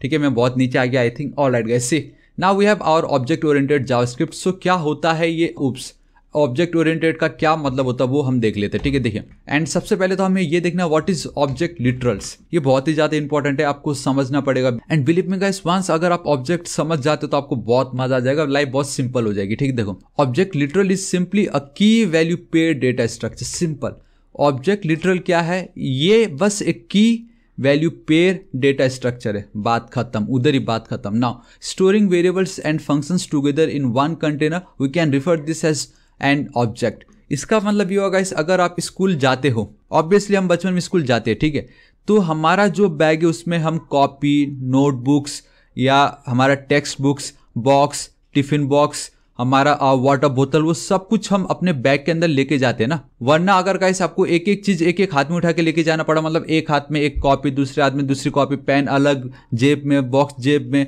वाटर बोतल गले में, कितनी डिफिकल्टी होगी आपको। लेकिन जब बैग आया तो बैग में आपने सब फिट किया, आराम से पीछे आपने उसको कैरी की एंड आप निकल लिए। तो guys object is like your school bag. तो समझ रहे हो गाइस, आपका जो ऑब्जेक्ट है इट्स लाइक योर स्कूल का जो बैग है, मतलब उसके अंदर आप सारे डेटा, सारे सामान जो स्कूल पढ़ने के लिए हमें जो जरूरत है वो सब आप उसके अंदर ऐड कर सकते हो। उसी तरीके से इन जावास्क्रिप्ट अगर आपको लगता है कि ऐसे इन्फॉर्मेशंस मुझे स्टोर करके रखना है अपने वेरिएबल के अंदर, जहाँ पे मेरा नाम, मेरा एज, मेरा क्वालिफिकेशन, मेरा डेटा सब कुछ हो, तो गाइस आप सिंपली इस तरीके से कॉन्स्ट वेर इक्वल टू तो मैं कर ही नहीं सकते, क्योंकि ज़्यादा से ज़्यादा कोई आप एक ही वैल्यू पुट कर सकोगे, या तो अपना नाम या तो अपना एज। तो हमने समझा था कि एरे है जो कुछ मदद कर रहा है, लेकिन गाइस एरे तब आपका ज्यादा काम करता है जब आपका सिमिलर डेटा हो। हालांकि जावास्क्रिप्ट में आप फिर भी कुछ भी ऐड कर सकते हो, लेकिन एरे मोस्टली हम सिमिलर डेटा के लिए यूज करते हैं। वहीं अगर आप एकदम अलग अलग डिफरेंट टाइप का डेटा हो, प्रॉपर्टीज भी ऐड करना हो, फंक्शंस भी ऐड करना हो, सब कुछ एक ही के अंदर, देन हम ऑब्जेक्ट का यूज करते हैं। तो आई होप आपको पता चल गया होगा, object is like your school bag, जहां पे आप सब कुछ आप ऐड करके रख सकते हो। So that's why storing variables and functions together. अब आप वेरिएबल्स, फंक्शंस को भी एक साथ एक ही जगह पे स्टोर करके रख सकते हो यूजिंग ऑब्जेक्ट। सिंपल, ठीक है, इतना चलो आपको पता चल गया होगा। नाउ अब हमें ये देखना है कि ठीक है, हमने इतनी बड़ी बड़ी बातें तो फेंक लिया, दैट इज स्कूल बैग की तरह ऑब्जेक्ट होता है। ठीक है, वेरिएबल्स स्टोर कर सकते हैं, फंक्शंस स्टोर कर सकते हैं, लेकिन कैसे करेंगे? तो हमारा सबसे पहला तरीका देख लेते कैसे कर सकते हैं, and it's super duper easy. ठीक है गाइस, देखो करने के बहुत सारे तरीके थे, लेकिन जो अभी ट्रेडिशनल जो मॉडर्न अप्रोच है वो मैं आपको बताऊंगा, क्योंकि पहले कैसे करते थे देन अब ऐसा हो रहा बता कि कोई फायदा नहीं, क्योंकि पुराना वाला आपको यूज ही नहीं करता है। यू नो, अगर पुराना वाला भी यूज हो रहा होता, अभी वाला भी यूज हो रहा था, तो एक अलग बात थी, कोई पूछता भी नहीं है पुराने वाले को। तो हम डायरेक्टली देखो कैसे करेंगे। लेट आपको गाइस डिफाइन करना ही पड़ेगा आपको अपना ऑब्जेक्ट का नाम। सपोज मैं लिख देता हूँ बायोडेटा। ठीक है, इस तरीके से मैंने लिखा बायोडेटा, सिंपल। देन आपको एक इक्वल टू देना है। नाउ गाइस, अगर आप यहाँ पे इस तरीके से थापा लिख देते तो आपका क्या हो जाता है गाइस, ये एक वेरिएबल हो जाता है। एंड अगर मैं कंसोल डॉट लॉग करता है यहाँ पे सिंपल, एंड मैं अगर बायोडेटा लिख देता इस तरीके से, कंट्रोल एस सेव, यहाँ पे मैं चलता हूँ, CLS करता हूँ, एंड एक सेकेंड, ये क्या हो गया, चलो ठीक है, इंडेक्स डॉट, ठीक है, नोड लिखना पड़ेगा, and boom guys, see my name क्या बता रहा है, identify my name has already been declared. Alright, कहाँ पे है वो, गाइस आई थिंक मैंने नीचे बहुत सारे ऐसे कोड है जो रखे हुए हैं, लेकिन एक काम मैं जरूर करना चाहूँगा, डैट इज़ कि अब ये वाला जो पार्ट है इसको कॉपी करके एक बार के लिए मैं अगर आपको ब्राउज़र पे चलूँ, ठीक है, यहाँ पे ध्यान से देखना, कंसोल पे मुझे जाना था, चलो ठीक है, इसको मैं हटाता हूँ। देखो द मोमेंट इस पर मैं जाता हूँ, एंटर हिट करता हूँ, तो मुझे क्या मिलता है, थापा मिलता है। इसका मतलब कि मैं वेरिएबल के थ्रू सिर्फ एक ही डेटा को स्टोर करके रख सकता हूँ, है कि नहीं। But now with the help of object आप वेरिएबल्स एंड फंक्शंस दोनों को एक साथ स्टोर करके रख सकते हो। कैसे, देखो अब डायरेक्टली ऐसे लिखने के बदले आपको गाइस कर्ली ब्रेसेस लिख देना है, दिस इज इट। अगर हम एरे यूज करते तो हम स्क्वायर ब्रैकेट यूज करते हैं। अगर हम ऑब्जेक्ट को रिफर करना चाहे या ऑब्जेक्ट की बात करते हैं तो गाइस आपका वो कर्ली ब्रेसेस के अंदर आता है। एंड नाउ इस कर्ली ब्रेसेस के अंदर आप कुछ भी ऐड कर सकते हो। सपोज आपको आपका नाम चाहिए तो लिख दो माई नेम, किसका क्या जा रहा है, सिम। एंड हाँ, इतना याद रखना, नाउ अब आपको इक्वल टू नहीं यूज करना है, you need to use colon. जी हाँ गाइस। एंड नाउ ये जो पार्ट है गाइस ये आपका की कहलाता है एंड यहाँ पे आपकी वैल्यू आएगी। सो मैं लिख देता हूँ इस तरीके से थापा टेक्निकल, ठीक है, simply Thapa technical, alright. And guys अगर आपको और डेटा या वेरिएबल अगर ऐड करना रहा तो अब आपको सेमीकोलन नहीं देना, बिकॉज वो टर्मिनेट होता है, आपको कॉमा देना है, सिंपल। माई एज मैं चलता हूँ इस तरीके से, यहाँ पे लिख देता हूँ गाइस 26, सिंपल, ठीक है। एंड देन गाइस अब आपको लगे नहीं यार मुझे तो अपना फंक्शन भी ऐड करना है, ठीक है, तो हम कैसे करेंगे, देखो इट्स सुपर डुपर इजी। मैं यहाँ पे लिख देता हूँ गेट डेटा, ठीक है। एंड आपको अब देखो कॉलन, हमेशा कॉलन लिखना ही है, चाहे आप फंक्शन लिखो या वेरिएबल कुछ भी लिखो, आपको इस तरीके से करना ही होगा। एंड ये वाला कॉलन के पहले वाला जो पार्ट होगा वो आपका हमेशा कहलाएगा की, कॉलन के बाद आपका कहलाएगा वैल्यू, ठीक है। मुझे फंक्शन पास करना है तो मैं डायरेक्टली इस तरीके से कर सकता हूँ, यहाँ पे देखो सिंपल। अब ये जो पार्ट है गाइस मैंने आपको कहा कि अगर आप कर्ली ब्रेसेस के अंदर लिख रहे हो इट मीन्स आपका वो एक ऑब्जेक्ट है। तो ये मत समझ लेना कि मैंने यहाँ पे एक और ऑब्जेक्ट क्रिएट करो, नहीं। फंक्शन भी जब आप लिखते हो तो फंक्शन का भी तो अपना स्कोप अगर हमें चाहिए तो कर्ली ब्रेसेस से तो लिखना पड़ता है ना। तो बेसिकली वो ये है, ठीक है। कंसोल डॉट लॉग के अंदर अब सपोज मुझे मेरा नाम और एज मुझे चाहिए with the help of this function. And इतना याद रखो, अगर आप ऑब्जेक्ट के अंदर फंक्शन मेथड फंक्शन को कॉल करते हो हम उसको मोस्टली मेथड्स बोलते हैं, ठीक है। आपका उप्स में वो फंक्शन नहीं, अब आपका वो मेथड कहलाता है। तो मैं गाइस सिंपली यहाँ पे चलता हूँ, मैं इस तरीके से लिख देता हूँ माई नेम इज़, ठीक है, my name is dollar curly braces, simple. And ये जो मेरा बायो डेटा है, अगर मुझे ये वाली वैल्यू चाहिए तो कैसे पाऊंगा, देखो बायो डेटा डॉट और नेम, ठीक है, my name.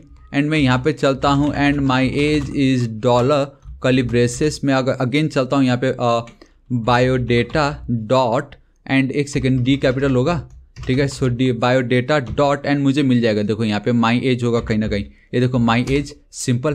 Control S save करता हूँ, थोड़ी देर के लिए थोड़ा कम जूम कर देता हूँ, ऑलराइट। अभी मैं क्या करता हूँ, यहाँ पे चलता हूँ एंड मुझे अब सिंपली इस मेथड को कॉल करना है। अगर मुझे इसका डेटा चाहिए होता तो मैं वो भी बहुत इजीली प्राप्त कर सकता था, देखो ऑलरेडी मैंने वो तो बता ही दिया आपको, फिर भी बायोडेटा डॉट माई नेम, आपको ये डॉट और नोटेशन यूज़ करना है, बेसिकली कन्वेंशन, ताकि अगर आपको माई नेम पता लगाना हो तो ये आप पता लगा सकते हो। एंड गाइस मैं आपको यकीन दिलाता हूँ, जब हम ECMAScript 2015, जी हाँ गाइस ये 6 जो कि हमने ऑलरेडी पहले ही देख चुका, लेकिन फिर भी उसमें मैंने आपको बताया था we have object destructuring, object properties, वो सब ECMAScript 2015 में बताया था, जी हाँ गाइस 2015 में। तो वो जब हम ऑब्जेक्ट कंप्लीट कर लेंगे गाइस, वो पार्ट हम देखने वाले, तब आपको और पता चलेगा कि हम और कितनी ईजिली इन सबको यूज कर सकते थे या वैल्यू या वेरिएबल को कॉल करा सकते थे, ठीक है।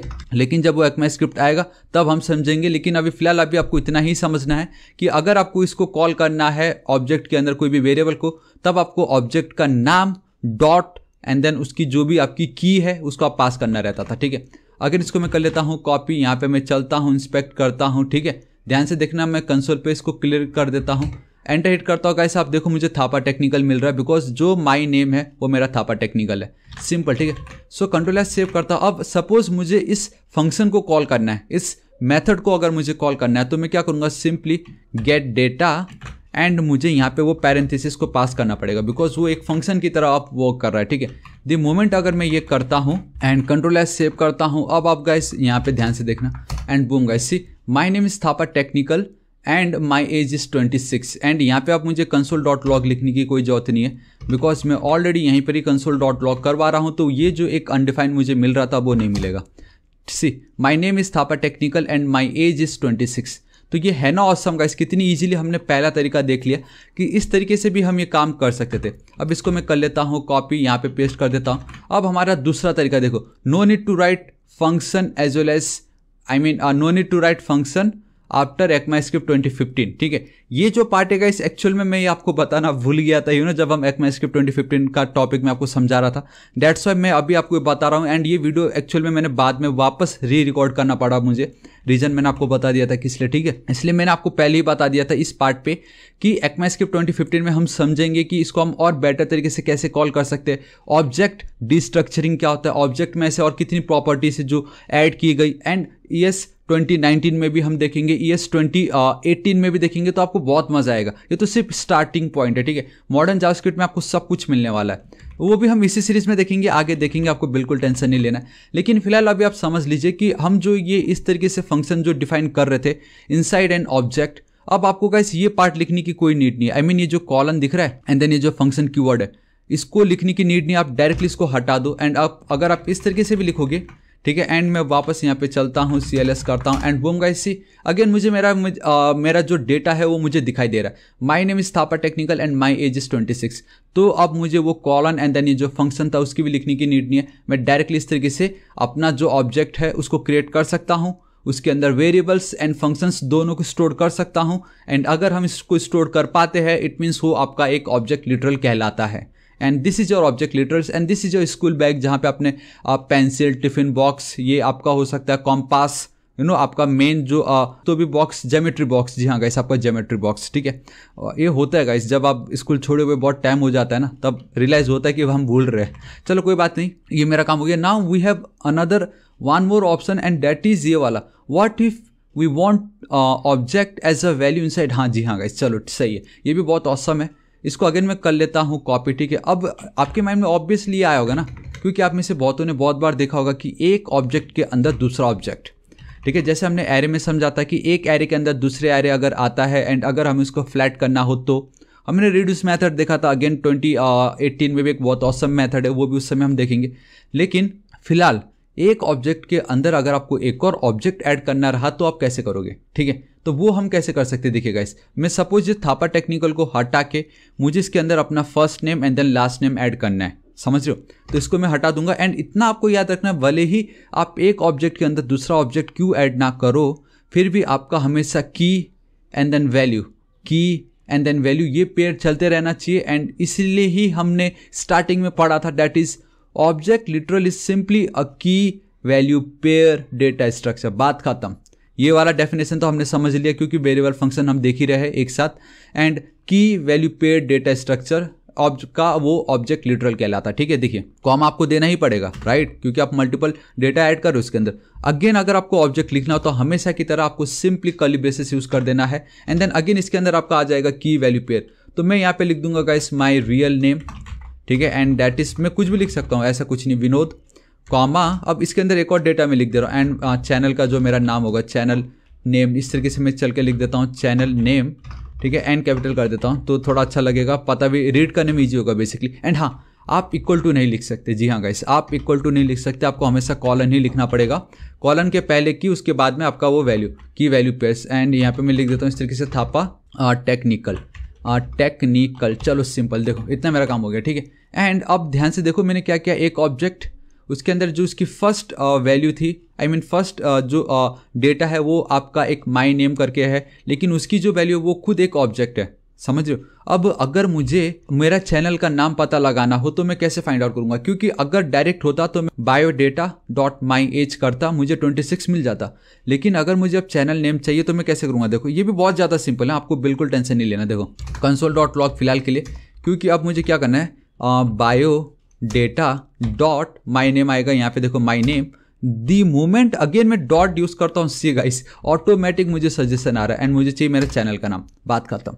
इसको मैं कॉपी करूंगा, यहाँ पे मैं पेस्ट कर दूंगा, क्योंकि उसको मुझे कंसोल करवाना था और कुछ नहीं, ठीक है। अब मैं एज इट इज रख देता हूँ, यहाँ पे मैं चलता हूँ, CLS करता हूँ। सो 3 2 1 एंड बूम गाइस, एक सेकंड, CLS कर दिया and 3 2 1 and boom guys, Thapa technical मुझे आ रहा है। तो ये है ना ऑसम कि एक ऑब्जेक्ट के अंदर दूसरा ऑब्जेक्ट, एंड उसको हम कॉल कैसे करेंगे, इस तरीके से हम उसको कॉल करेंगे। तो गाइस ये थे आपके 3 तरीके जो हमने समझ लिए।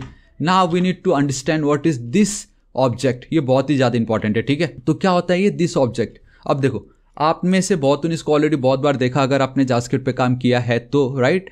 नाउ अब ये दिस ऑब्जेक्ट का बहुत ही इंपॉर्टेंट काम होता है, एंड ये एक्चुअल में सिंपल भी बहुत ज़्यादा है क्योंकि इसके यूज केसेस बहुत ज़्यादा, लेकिन ये कैसे काम कर रहा है उसको अगर हम देखने जाए तो गाइस उसका 3-4 ही काम है, ठीक है। जो अगर आपने वो 3-4 तरीके समझ लिए तो आप कहीं पे भी इसको कभी भी यूज कर सकते हो फिर, ठीक है। तो देखो, the definition of this object is that it contains the current context, it contain the current context.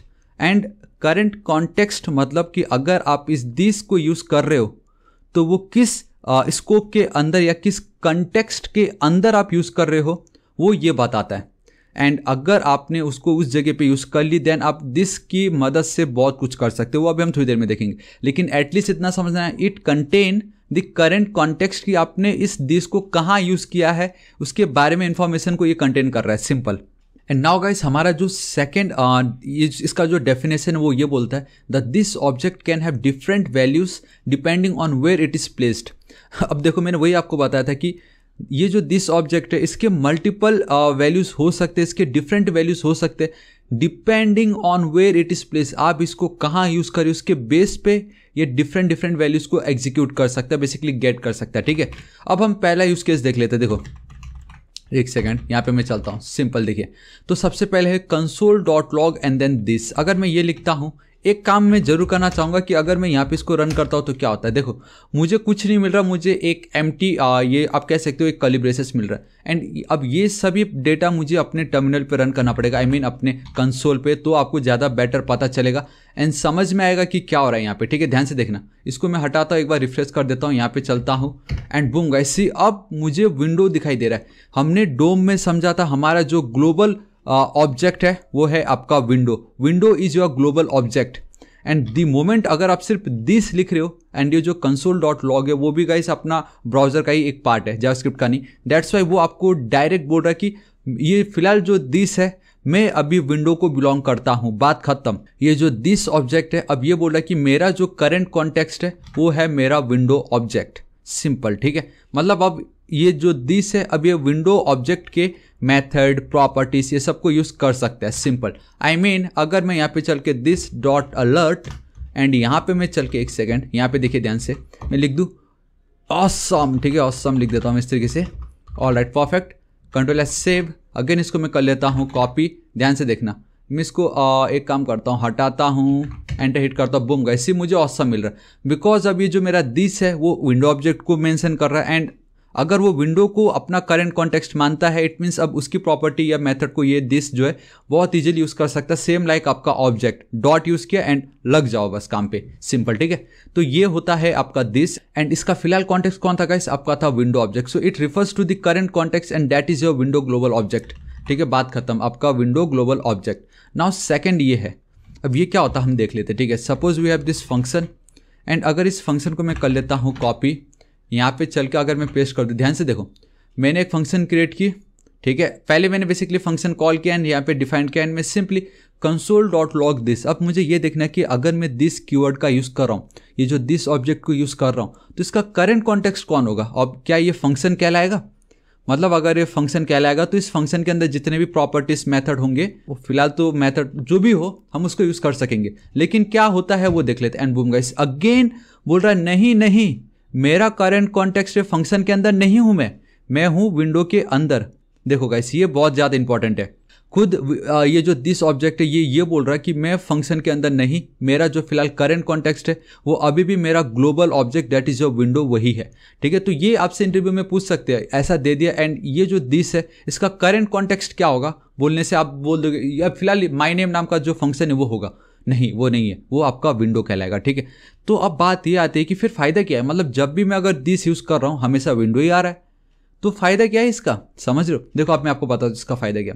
फिलहाल अब इसको भी मैं कर देता हूँ कमेंट आउट, इसको भी मैं कर देता हूँ कमेंट, ठीक है ना। हमारे पास एक और एग्जाम्पल है, इसको कोई कमी नहीं एग्जाम्पल की। अब मैं इसको हटाता हूँ, देखो मैंने एक वेरिएबल क्रिएट किया माई नेम, ठीक है, उसमें एक वैल्यू असाइन कर दी विनोद। मैंने एक और फंक्शन क्रिएट किया, बेसिकली मैं अब यहाँ पे फंक्शन को कर रहा हूँ डिफाइन, क्योंकि मैंने यहाँ पे उस फंक्शन को कॉल किया हुआ था। एंड यहाँ पे console.log के अंदर मैंने यूज़ किया this dot and then my name, क्योंकि ये जो दिस है ये फंक्शन के अंदर भी विंडो को ही अपना करंट कॉन्टेक्स्ट मान रहा था।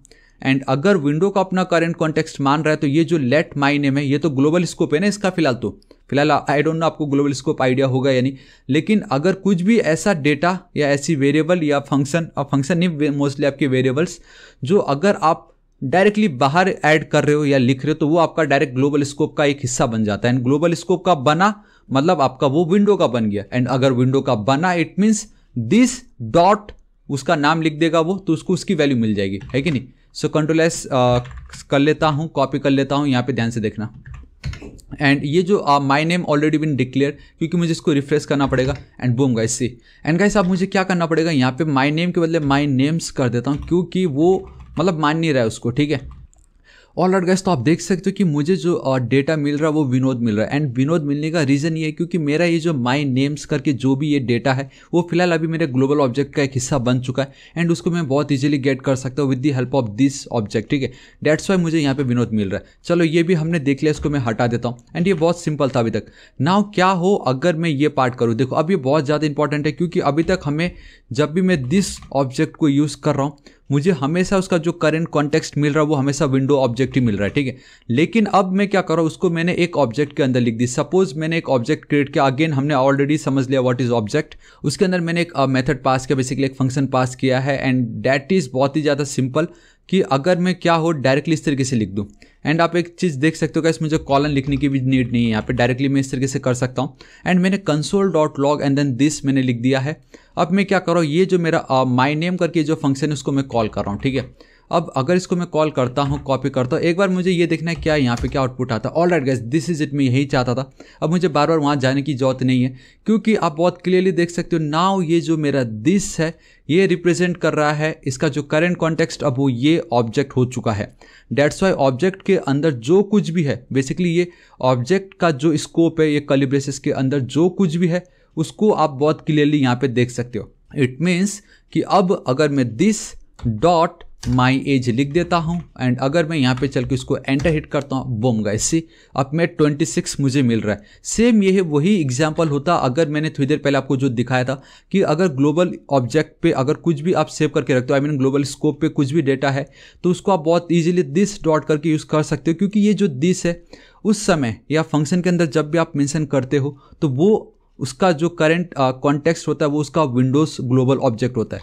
लेकिन दी मोमेंट आप उसको ऑब्जेक्ट के अंदर यूज करते हो देन ये जो दिस है उसका जो करंट कॉन्टेक्स्ट है वो ऑब्जेक्ट बन जाता है। तो ऑब्जेक्ट के अंदर जितने भी प्रॉपर्टीज एंड मेथड्स होते हैं हम उसको बहुत इजीली गेट कर सकते हैं with the help of this dot ये, दिस डॉट वो, उस तरीके से, ठीक है। सो गाइस अब आपको पता चल गया होगा कि अगर आप ऑब्जेक्ट के अंदर अगर एक फंक्शन बनाते हो एंड अगर आप दिस को पास करते हो तब जाके उसका जो करंट कॉन्टेक्स्ट है वो विंडो हमें नहीं मिलता है, ठीक है। तो ये बहुत ज़्यादा इंपॉर्टेंट आपको समझना था, ठीक है, कि आपसे इंटरव्यू में अगेन पूछ सकते हैं कि जब आप ऑब्जेक्ट के अंदर दिस को मेंशन करते हो तो क्या होता है। कुछ नहीं होता है, उसका करंट कॉन्टेक्स्ट चेंज हो जाता है from window to that current object जहाँ पे हम उसको यूज़ कर रहे हैं, बात खत्म। Alright, now here we have something, this object will not work with arrow function. चलो ठीक है, मैं आपको बता देता हूँ ये जो एग्जाम्पल 5 है ये क्या है। एक काम करते हैं, मैं यहाँ पे चलता हूँ, ठीक है।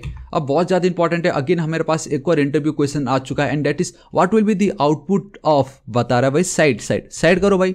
चलो ठीक है, देखो इस तरीके से we have a const object, same ये वही चीज़ है, सेम ये वही डेटा जो हम थोड़ी देर पहले करे थे, लेकिन एक मेजर डिफरेंस ये है instead of using a normal function we are using a fat arrow function जो कि ECMAScript 2015 या ES6 में डिफाइन किया गया था, इंट्रोड्यूस करवाया गया था। क्या हो अगर मैं ऑब्जेक्ट ही यूज़ कर रहा हूँ लेकिन मैं फैट एरो फंक्शन के अंदर दिस लिख के ये देखना चाहूँ कि इसका करंट कॉन्टेक्स्ट क्या है, तो उसका आउटपुट क्या होगा।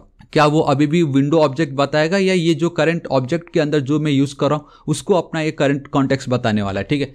तो ऑलरेडी मेरे पास डेटा है यहाँ पे, ठीक है। कंट्रोल एस सेव करता हूँ। लेट्स सी गाइस, आप मुझे बताओ क्या हो सकता है, क्योंकि हमने अभी थोड़ी देर पहले ये पढ़ा कि जब भी हम ऑब्जेक्ट के अंदर अगर दिस को मेंशन कर रहे हैं, बेसिकली दिस ऑब्जेक्ट को, इट मीन्स कि उसका जो करंट कॉन्टेक्स्ट है फाइनली वो ऑब्जेक्ट कहलाता है। लेकिन यहाँ पे तो आप मैं क्या यूज़ कर रहा हूँ, फैट एरो फंक्शन, राइट। तो कंट्रोल एस सेव करता हूँ, इसको कॉपी करने की नीड नहीं है, ठीक है। मैं यहाँ पे चलता हूँ CLS, तो देख लीजिए इसको मैं और इस तरीके से रख देता हूँ एंड अब मैं यहाँ पे एंटर करता हूँ, बूम गाइस सी, मुझे कुछ नहीं मिल रहा है, मुझे सिर्फ कर्ली ब्रेसेस मिल रहा है। इट मीन्स कि मुझे अब अगेन विंडो ऑब्जेक्ट मिल रहा है। अब मैं यहाँ पे आपको लेके चलता हूँ, इस जगह पे इसको मैं रिफ्रेश कर देता हूँ अच्छे से, ठीक है, सब क्लियर कर दी। यहाँ पे मैं चलता हूँ, एंटर हिट करता हूँ। अगेन गाइस आप देख सकते हो मुझे विंडो मिल रहा है। थोड़ी देर पहले ही अगर मैं नॉर्मल फंक्शन यूज़ करता तो मुझे क्या मिल रहा था, ये ऑब्जेक्ट। दी मोमेंट मैंने उस नॉर्मल फंक्शन को फैट एरो फंक्शन में कन्वर्ट कर दिया, अगेन अभी जो दी से बोलता नहीं बाबा नहीं, मुझे ऑब्जेक्ट के साथ नहीं रहना, मैं विंडोज़ के साथ ही ठीक हूँ। समझ रहे हो? एंड याद है आपको जब मैंने फैट एरो फंक्शन ECMAScript 2015 में आपको समझाया था, उस समय मैंने बताया था कि उसकी एक खामियां है, दैट इज़ कि उसमें अब दिस ऑब्जेक्ट को यूज़ नहीं कर सकते, तो वो यही है। तो उस समय गाइस जो मैंने आपको दिस ऑब्जेक्ट यूज नहीं कर सकते कहा था, वो इसलिए ही कहा था एंड इस रीजन से कहा था क्योंकि आप दिस यूज नहीं कर सकते। एंड अगर आप दिस यूज करते हो तो गाइस आप वो जो पावर थी कि उस पर्टिकुलर ऑब्जेक्ट की प्रॉपर्टी मेथड को आप बहुत इजीली गेट या कॉल कर सकते थे, अब नहीं। आपका अगेन ये जो दिस है ये विंडो ऑब्जेक्ट को ही रिप्रेजेंट कर रहा है, सिंपल, ठीक है। तो आई होप उस समय जो मैंने बताया था कि फैट एरो फंक्शन में क्या कमी है तो आप ये बता सकते हो। एंड ये कोई कमी भी नहीं है, because after object oriented programming and ECMAScript 2015 उस समय फैट एरो फंक्शन का इस फ्रीडम पा लिया था कि उसको अब क्लासेस के साथ कुछ लेना देना नहीं है। समझ रहे हो? उसको क्लासेस के साथ कुछ लेना देना नहीं है। फैट एरो फंक्शन बस अपना काम देखता है, अब उसको ये दिस फिर से कोई मतलब नहीं है, दैट्स वाई, ठीक है। इसको मैं हटा देता हूँ, चलो इतना मेरा काम हो गया है। एंड लेट्स से मैं यहाँ पे चलता हूँ। ओ माय गॉड, एक और प्रॉब्लम है हमारे पास कि अब इसका आउटपुट क्या होगा गाइस। इंटरव्यू क्वेश्चन में ऐसे पूछ देते हैं, अगर आपको कुछ ऐसा प्रॉब्लम दे दिया एंड अब यहाँ पे क्या हो रहा है, बायोडेटा डॉट गेट डेटा, ठीक है गाइस। देखो हम क्या करें, हमने एक सिंपल ऑब्जेक्ट क्रिएट किया है जिसमें हमारा पहला आप कह सकते हो प्रॉपर्टी, ये जो हमारी की है वो है माय नेम, जिसके अंदर अगेन एक और ऑब्जेक्ट है एज अ वैल्यू, हमने ऑब्जेक्ट पास किया हुआ है।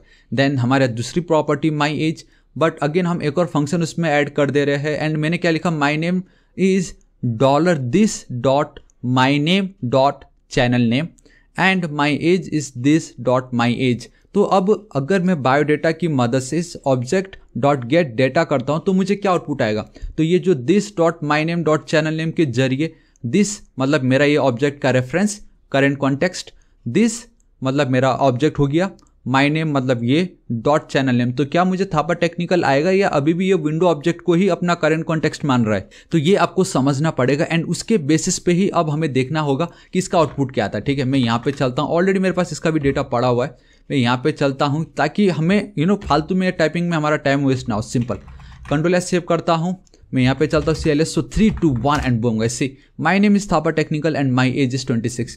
सो अब क्या हुआ कि दी मोमेंट में इस तरीके से नॉर्मल जो हमारा नॉर्मल फंक्शन है, जिस तरीके से हम ऑब्जेक्ट के अंदर फंक्शन यूज़ करते, अगर मैं वो अप्रोच अपनाता हूँ ऑब्जेक्ट को क्रिएट फंक्शन को क्रिएट करने के लिए, एंड अगर मैं दिस ऑब्जेक्ट का यूज़ करता हूं तो नाउ अगेन इसका जो करंट कॉन्टेक्स्ट होगा वो होगा ये ऑब्जेक्ट। एंड इस ऑब्जेक्ट के अंदर अब अगर ये प्रॉपर्टी उसको चाहिए तो बहुत इजीली दिस, अब इनडायरेक्टली समझ लो कि दिस मतलब आपका ये बायोडेटा है। And biodata dot name dot channel name हमने ऑलरेडी पहले समझ लिया था ये, अब आपका दिस बहुत इजीली ये काम कर देता है। एंड ऑब्जेक्ट ओरिएंटेड प्रोग्रामिंग में ये दिस बहुत ही ज़्यादा यूज़ होता है, ठीक है, कंस्ट्रक्टर के अंदर ये सब वो सब। लेकिन फिलहाल रिएक्ट बोलता है कि फंक्शनल कंपोनेंट देखो, इसलिए गाइस वो इतना ज़्यादा मैटर नहीं करता। हाँ लेकिन गाइस मैंने ऑलरेडी ये जो ऑब्जेक्ट ओरिएंटेड प्रोग्रामिंग में ये क्लासेस क्या होता है, कंस्ट्रक्टर क्या होता है, एक्सटेंड क्या है, सुपर कीवर्ड क्या होता है, उसके ऊपर मैंने एक वीडियो बनाया गया, उसका लिंक आप यहाँ पे देख सकते हो। एंड सॉरी उसको मैंने इंक्लूड नहीं किया क्योंकि गाइस मुझे नहीं लगता कि फिलहाल वो इतना यूजफुल है आपके लिए, क्योंकि आज तक मैंने उसको यूज नहीं किया। मैं अगर सच बोलूँ तो मैंने कंपनी में भी काम किया, मेरे को वो कभी नीड ही नहीं पड़ा,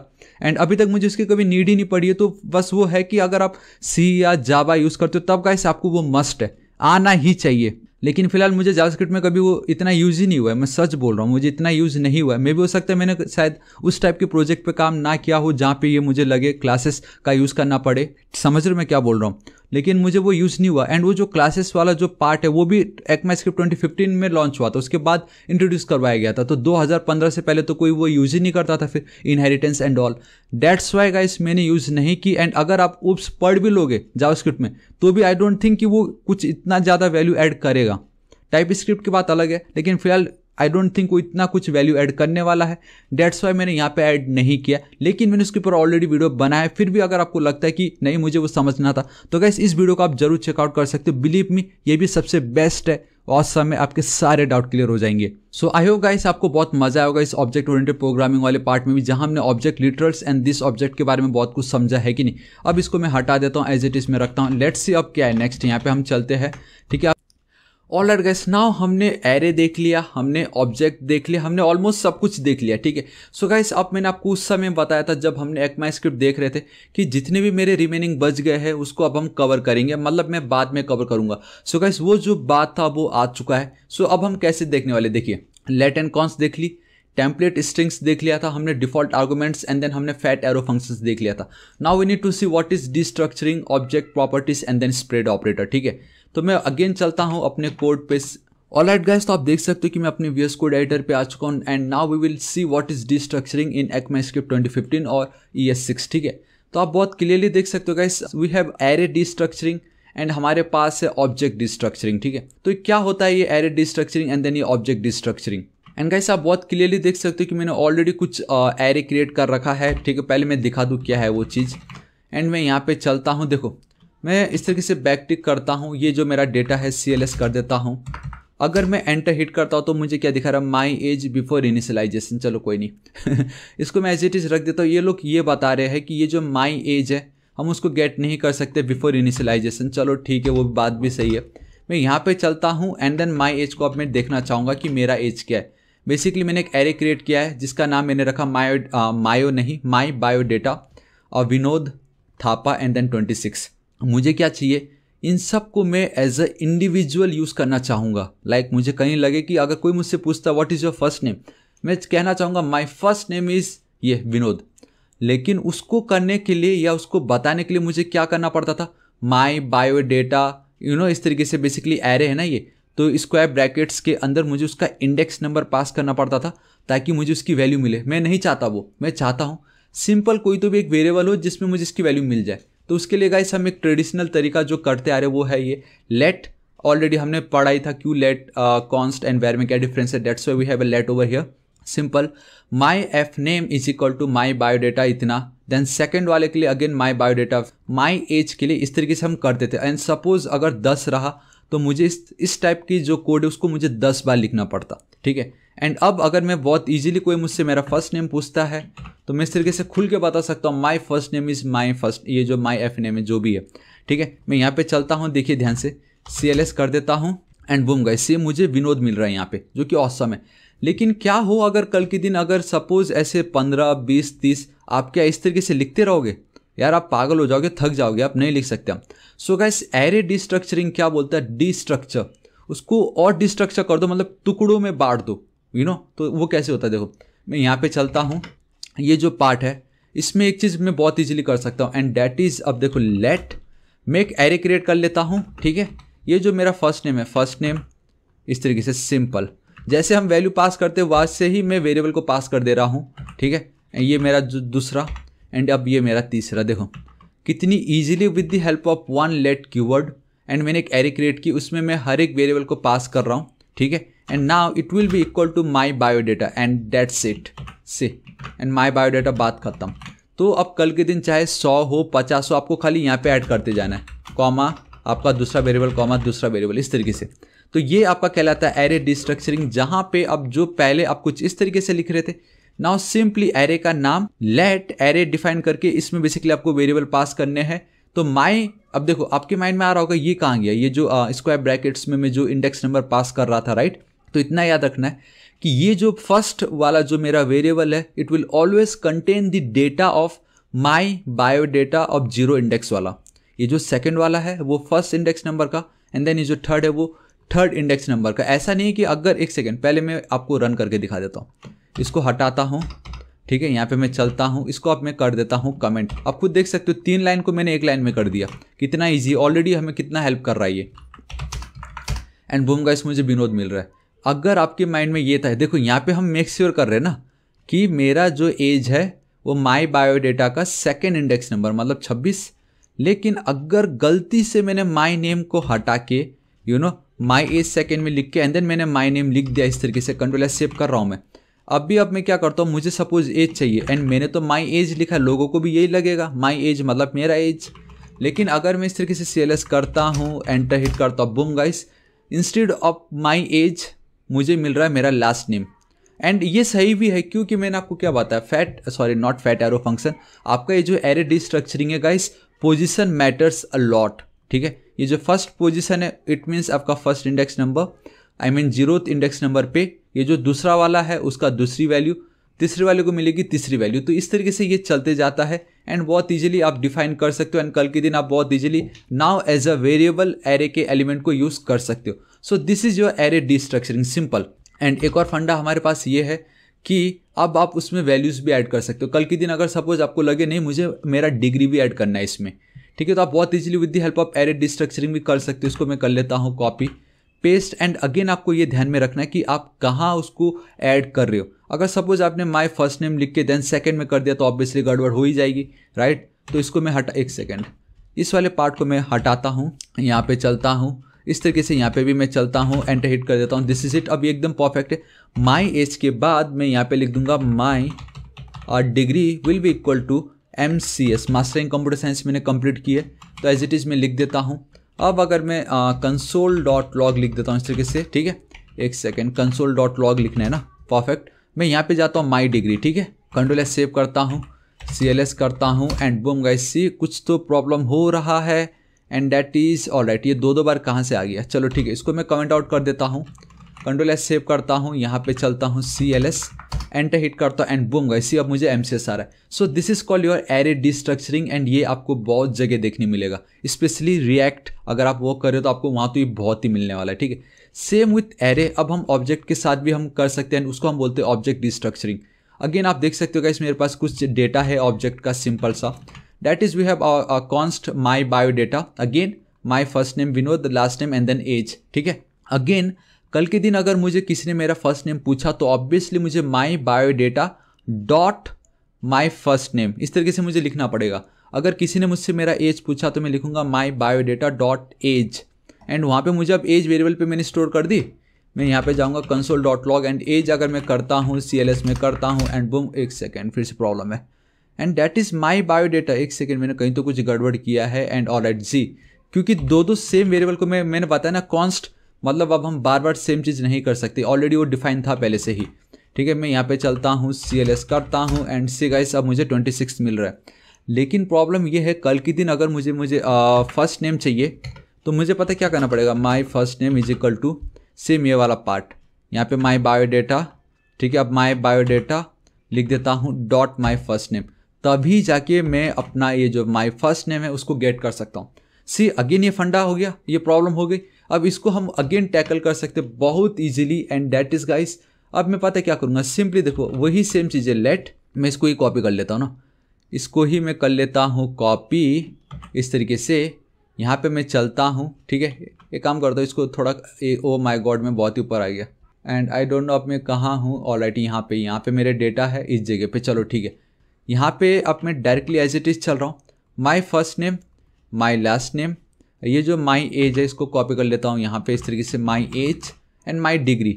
बस फ़र्क ये है कि जहाँ एरे के लिए मैं स्क्वायर ब्रैकेट्स यूज़ कर रहा था, अब instead of square brackets I will use curly braces, because object आपका क्या होता है, कर्ली ब्रेसेस होता है एंड जहाँ पे भी कर्ली ब्रेसेस दिखा इट मीन्स आप ऑब्जेक्ट यूज़ करो। दिस इज इट, इतना सिंपल है। हटाता हूँ, सेव करता हूँ, इसको भी मैं कमेंट कर देता हूँ फिलहाल के लिए। अब ध्यान से देखना गाइस क्या होता है यहाँ पे, ठीक है, ध्यान से देखना। मैं अगर अब एज तो है नहीं, माई एज है ना, ये माई एज पे चलता हूँ, थोड़ा सा ऊपर जूम कर देता हूँ इस जगह पे, CLS एंटर हिट करता हूँ एंड बूम गाइस अब मुझे 26 मिल रहा है। माई लास्ट नेम को कॉपी करता हूँ, एंटर हिट करता हूँ, अब मुझे एक सेकेंड एंड गाइस अब ये अनडिफाइंड क्यों मिल रहा है, वो इसलिए मिल रहा है क्योंकि आप देख सकते हो यहाँ पे एन जो है ना वो छोटा है, ठीक है, एंड यहाँ पे जो एन था वो कैपिटल, ऑब्वियसली फर्स्ट नेम में भी एन मेरा छोटा होना चाहिए। चलो ठीक है, इसको मैं अगेन कॉपी करता हूँ, पेस्ट करता हूँ, अब CLS करता हूँ, एंटर हिट करता हूँ एंड बूम गाइस अब मुझे थापा मिल रहा है। एंड इसी तरीके से गाइस आप ऑब्जेक्ट डिस्ट्रक्चरिंग देखो कितना ईजी आपका ये हो चुका है कि नहीं। तो ये जो कंप्लीट डेटा है इसको मैं कर लेता हूँ कमेंट। सो गाइस हमने हमारा ऑब्जेक्ट एंड एरे डिस्ट्रक्चरिंग बेसिकली ये वाला पार्ट कंप्लीट कर लिया। Now what is object properties, तो ये ऑब्जेक्ट प्रॉपर्टीज क्या होता है गाइस, ये भी बहुत ज़्यादा सिंपल है। अब मैं आपको बताता हूँ, देखो see guys now we will see our object properties, ठीक है, एंड ये भी बहुत ज़्यादा सिंपल है। इसमें दो प्रॉपर्टीज मैं आपको बताऊंगा ऑब्जेक्ट के अंदर जो बहुत औसम है, ये 6 में इंट्रोड्यूस करवाया गया था। देखिए अब मैं क्या कर चाहता हूँ कि कल के दिन गाइस अगर आपको कुछ डायनेमिक की ऐड करना रहा अपने ऑब्जेक्ट के अंदर तो आप कैसे कर सकते हो, ठीक है। देखो मैं क्या बोल रहा हूँ, let my name is equal to, यहाँ पे मैं चल के लिख देता हूँ विनोद। चलो सिंपल, इतना मेरा काम हो गया। मैं अब एक